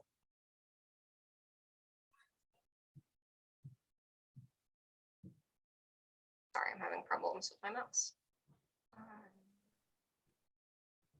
Thank you for that.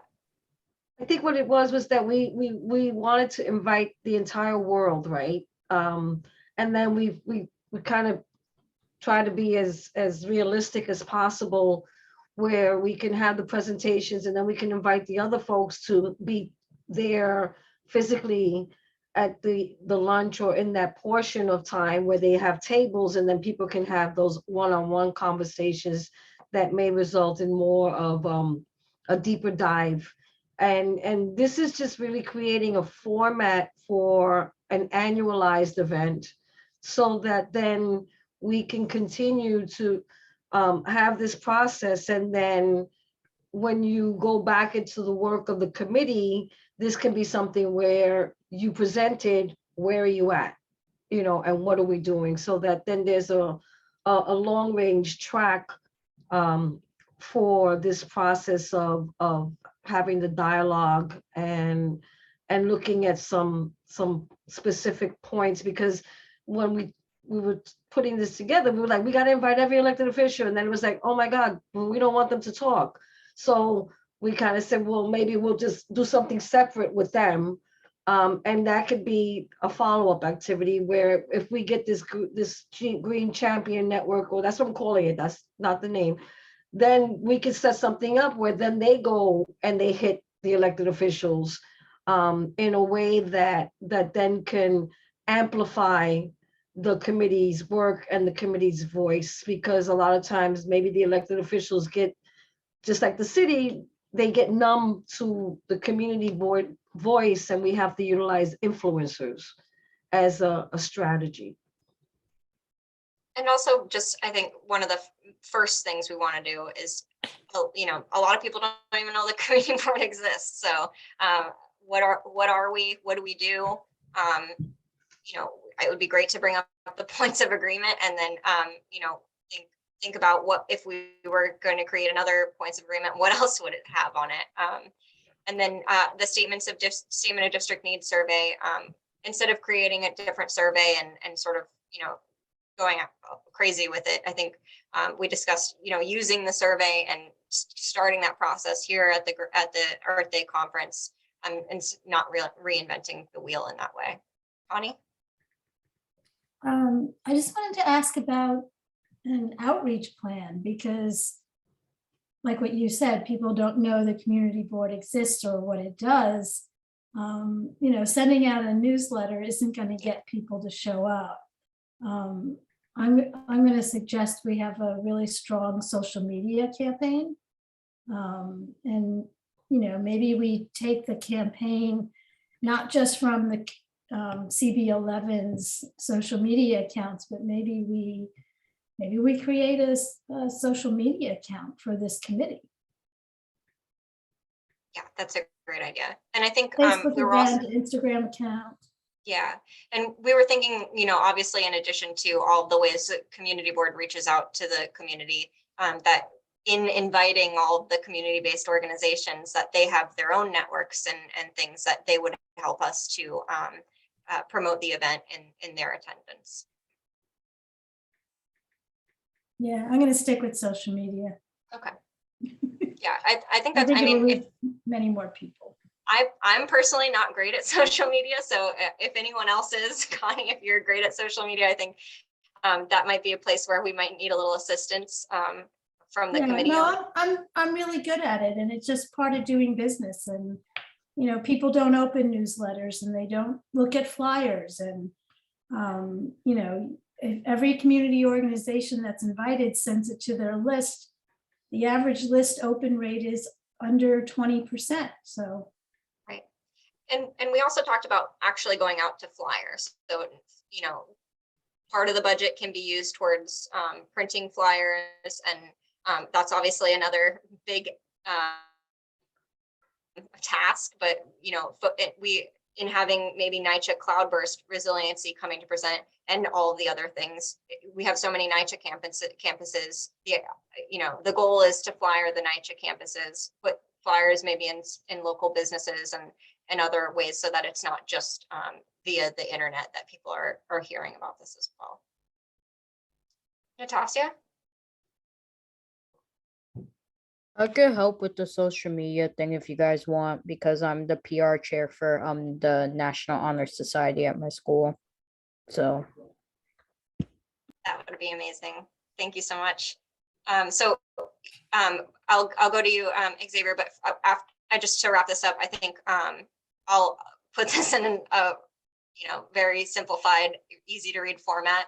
And Debbie and I will work on the sort of sign up sheet for different tasks. And then I will send that out to the committee, and we can, if you would like to be involved, as Natasha and Connie have noted, I'm adding you all to a list. So y'all are going to be receiving our emails on this from now on. So if anyone else would like to be involved, and in the end, we're all going to be involved, whether you like it or not. So Yeah. just, please be responsive and helping us to coordinate this, because Debbie and I and Angel and Xavier and Malik and Elsie, we can't do it all ourselves. So Well, this is a committee project. It's a committee it is. project, and committee members should be, to understand that they will be playing a role.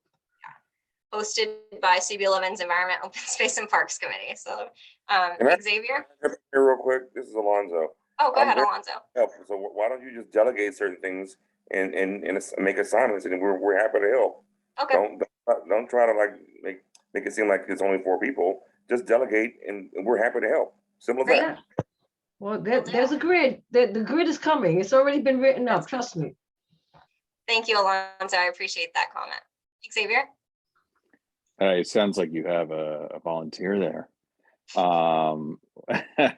This has been a great meeting to listen in. Sorry, I came off of El Museo's Community Advisory Council, which was a little late to hear. When it comes to one of the things we discussed at last executive committee meeting were issues of outreach, which we always have struggled here historically within Community District 11. We're a bit old school in the sense of a lot of people in social media and outreach that, we're still segueing into that space. However, one of the things we discussed was, how do we engage and activate more, and hearing that we have people who can assist with that would be great. We do have a Twitter, we do have a Facebook account. It's mainly to disseminate information of events, et cetera, and so on, meetings. And I think we're discussing the ways that we can best engage our audience, grow our audience, and have more of our community plugged in. We also discussed adding an Insta account or Instagram, IG, however you want to refer to it. One example is Uptown Grand Central, the way Carrie King activates and uses that photographically. It's engaging. She's tagged us, tagged members.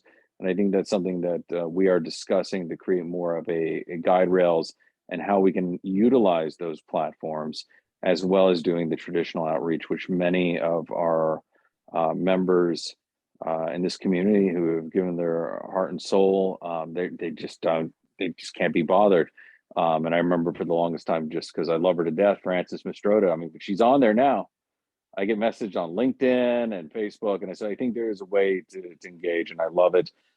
So Connie, Natasha, let's make it happen. So thank you so much. Looking forward to see this event happen for Earth Day. So anyway, be well. Thank you very much. Thanks, Xavier. And I just wanted to hold space. Jordan David or Russell, if you would like to add anything, haven't heard from you, so I'd love to get your input. I just see, this is Russell, of course.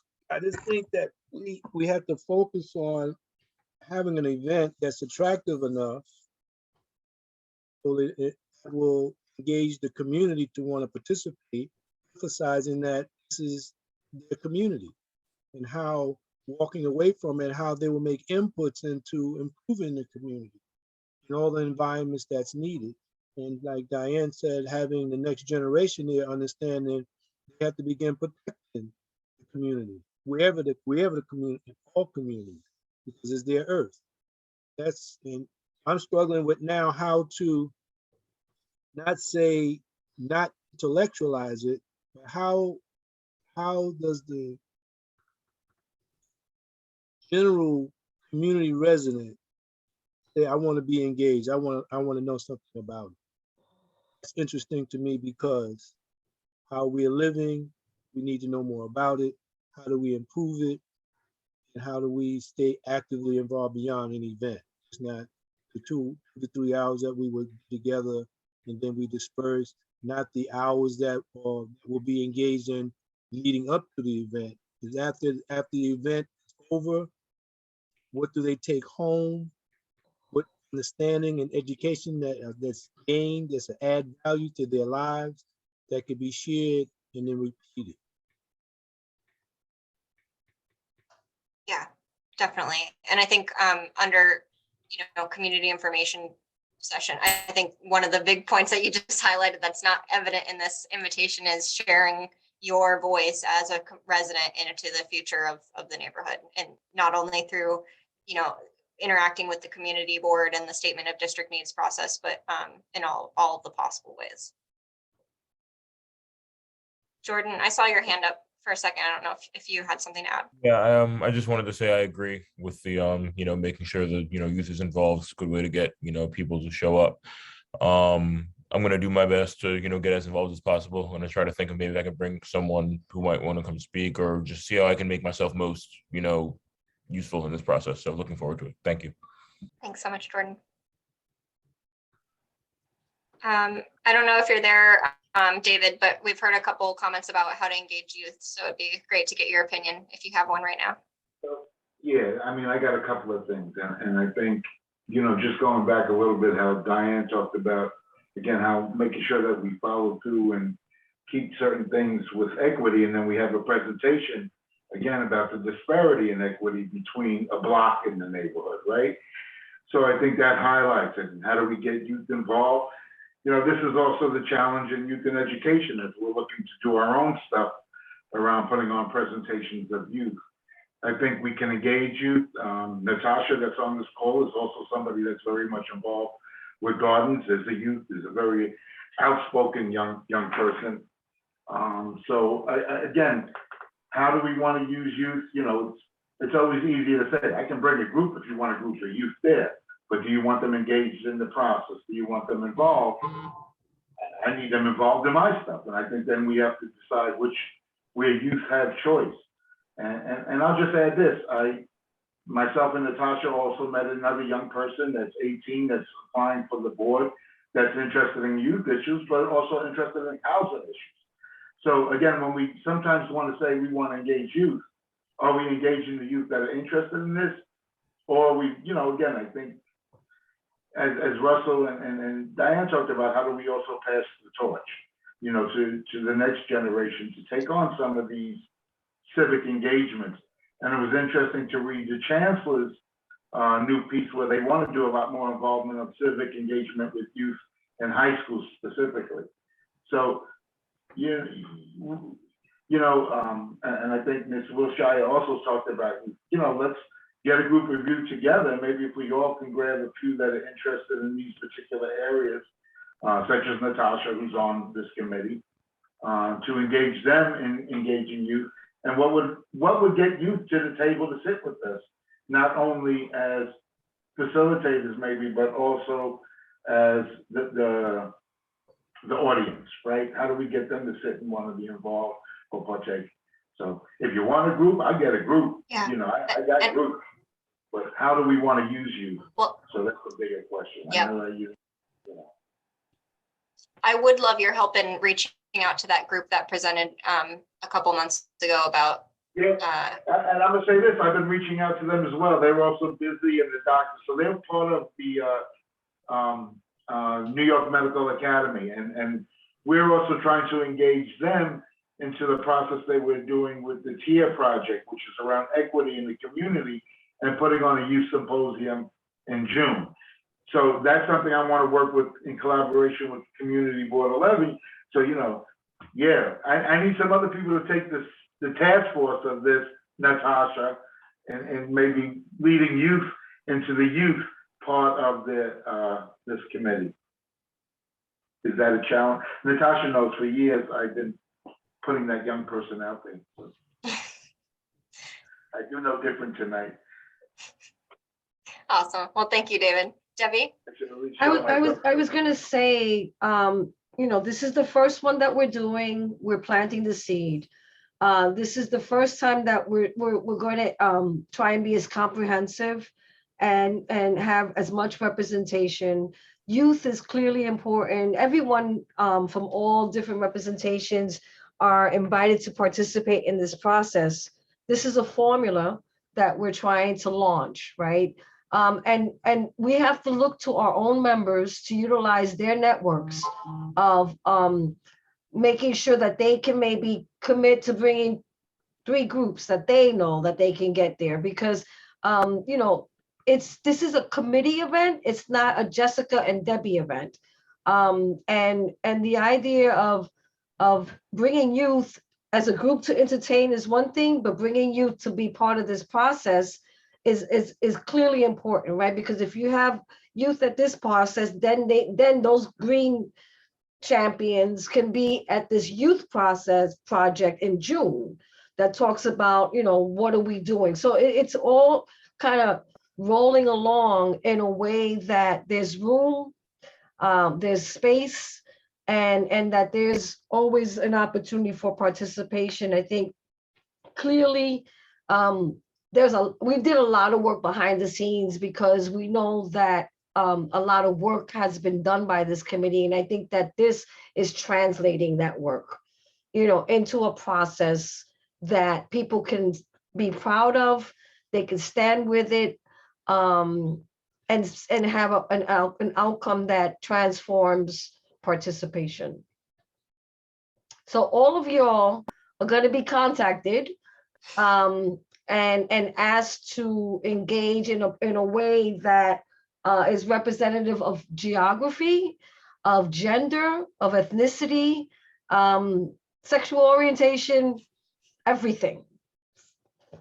So I'm just putting that out there so that we're clear on hearing on what you're saying, and then kind of respectively planning for that. And I think, you know, this is a very amorphous thing. We're trying to, you know, crunch it all in together so that it becomes something that's clear and legible. So this is the time. If you leave this meeting tonight and you have a great idea, we want to hear it. And we want all of you to have ownership in what the event looks like. So if you have ideas, especially for like the visioning session, or, you know, we're thinking about, I mean, we are going to pay residents for attending, and there are elements of, you know, gathering the right people, and, you know, we're going to have to rent a space, or not rent a space, but find a space and get some food and contact all of the community-based organizations. And I think that sort of conversation after the residents leave and we have sort of an hour left with our CBOs, what does that look like? You know, Debbie mentioned the sort of the USB. So instead of, you know, people coming with, you know, a bunch of things, we're thinking we could have a swag bag, like Xavier mentioned originally, but maybe it's every CBO that comes brings one different item, and we have, you know, something representative of all of them. And then all of the CBOs can have their information that we've already uploaded on the USB with all the presentations from that day that the residents can take home with them. And so small things like that, you know, we're thinking through a million ideas right now. So if you want to hear all the ideas and tell us what you think, we can add you to our weekly call. And if you would like to share yours, we would love to hear it. So thank you in advance for helping us, make this event a reality. And I see Connie Lee's hand up. Go ahead. I just went on the CB11 Facebook page and invited 45 people to like the page. If every member of this committee does the same thing, you can sort of triple the amount of people following it in a matter of minutes. So everyone who's on Facebook should do that. Great. I'd like to say, sorry for this interruption. Perhaps this committee could partner with the Youth and Education Committee and begin to do the outreach, because we are the adults at the table and doing the planning. A few of us at the table are involved in youth programming. So if we were to connect this with perhaps David, not to put more work for us in that committee, but if we could have perhaps outreach to all the schools in East Harlem and have them participate in Earth Day. It's a part of their curriculum, part of their experience, just to do that. Or maybe that could, with the social media with them, and that outreach goes back into the community in multiple ways. Just a suggestion. Thank you. Just in following that, I'm sorry, Jessica. I think my attempts to outreach to get more youth involved in the board is not that they're all part of the Youth and Education Committee, although I would want them to be, or most of them. I think we have to understand they have other interests as well, and that they want to be a part of other committees and have an impact of that. So Russell, it ties in that our outreach should be, one, to get youth on the board so that they have a voice on the board, and then to sit throughout the committee so that they represent each of the other ones. Because Jessica, the other part of that other group coming was for them to go to the safety committee and present to them as well. And they want to do that. I think they also have their plate full and their stuff that they're doing as well. But again, these are who we should be outreaching to. And maybe Youth and Education should take that focus for the board, for this committee as well as other committees, conjointly. So yeah, Russell, it is part of us. And we do need to circle back. Look, next week I'm turning 60. I'm taking the week off. I'll be around just to pamper myself. So after that, I do want to get back to our outreach with youth to Community Board 11 and how we can have a greater impact, not on just these two committees, but throughout the board on all committees. Sorry. No, happy early 60th. That's amazing. And then just one comment based on what David and Russell just said. I think it would be good to reach out to all the schools and then specifically to ask the schools, like, do you have a group of students, that are thinking about environmental issues, or is there a, sort of urban gardening or some sort of connection to our committee that is existing in the school, that that group of students might be the best people to come to our event or something like that. There are schools that do have gardens, like PS 50, but not 50 anymore, CPE2, which is on First Avenue on 101st. So I'll investigate which ones when I meet with the superintendent this week and ask her which schools have gardens, and maybe we start reaching out to them for this purpose of this. And maybe they want to have representation sit with us at the table. Just a thought. I'll be quiet. Yeah. Thank you, David. Natasha? I think something that we also got to remember, and I say this a lot, is that, like we could reach out to some of the schools, but a lot of like high schoolers especially, and even middle schoolers, they live in East Harlem, but they don't necessarily go to school in East Harlem. So yeah, it's just something I wanted to. Thank you so much for that point. That's Xavier, why we need you to help us identify those kids. Xavier, you have a hand up. I'm not sure if it's an old hand. Okay, looks like it. All right, well, we'll button this all up for you so it's not a mess.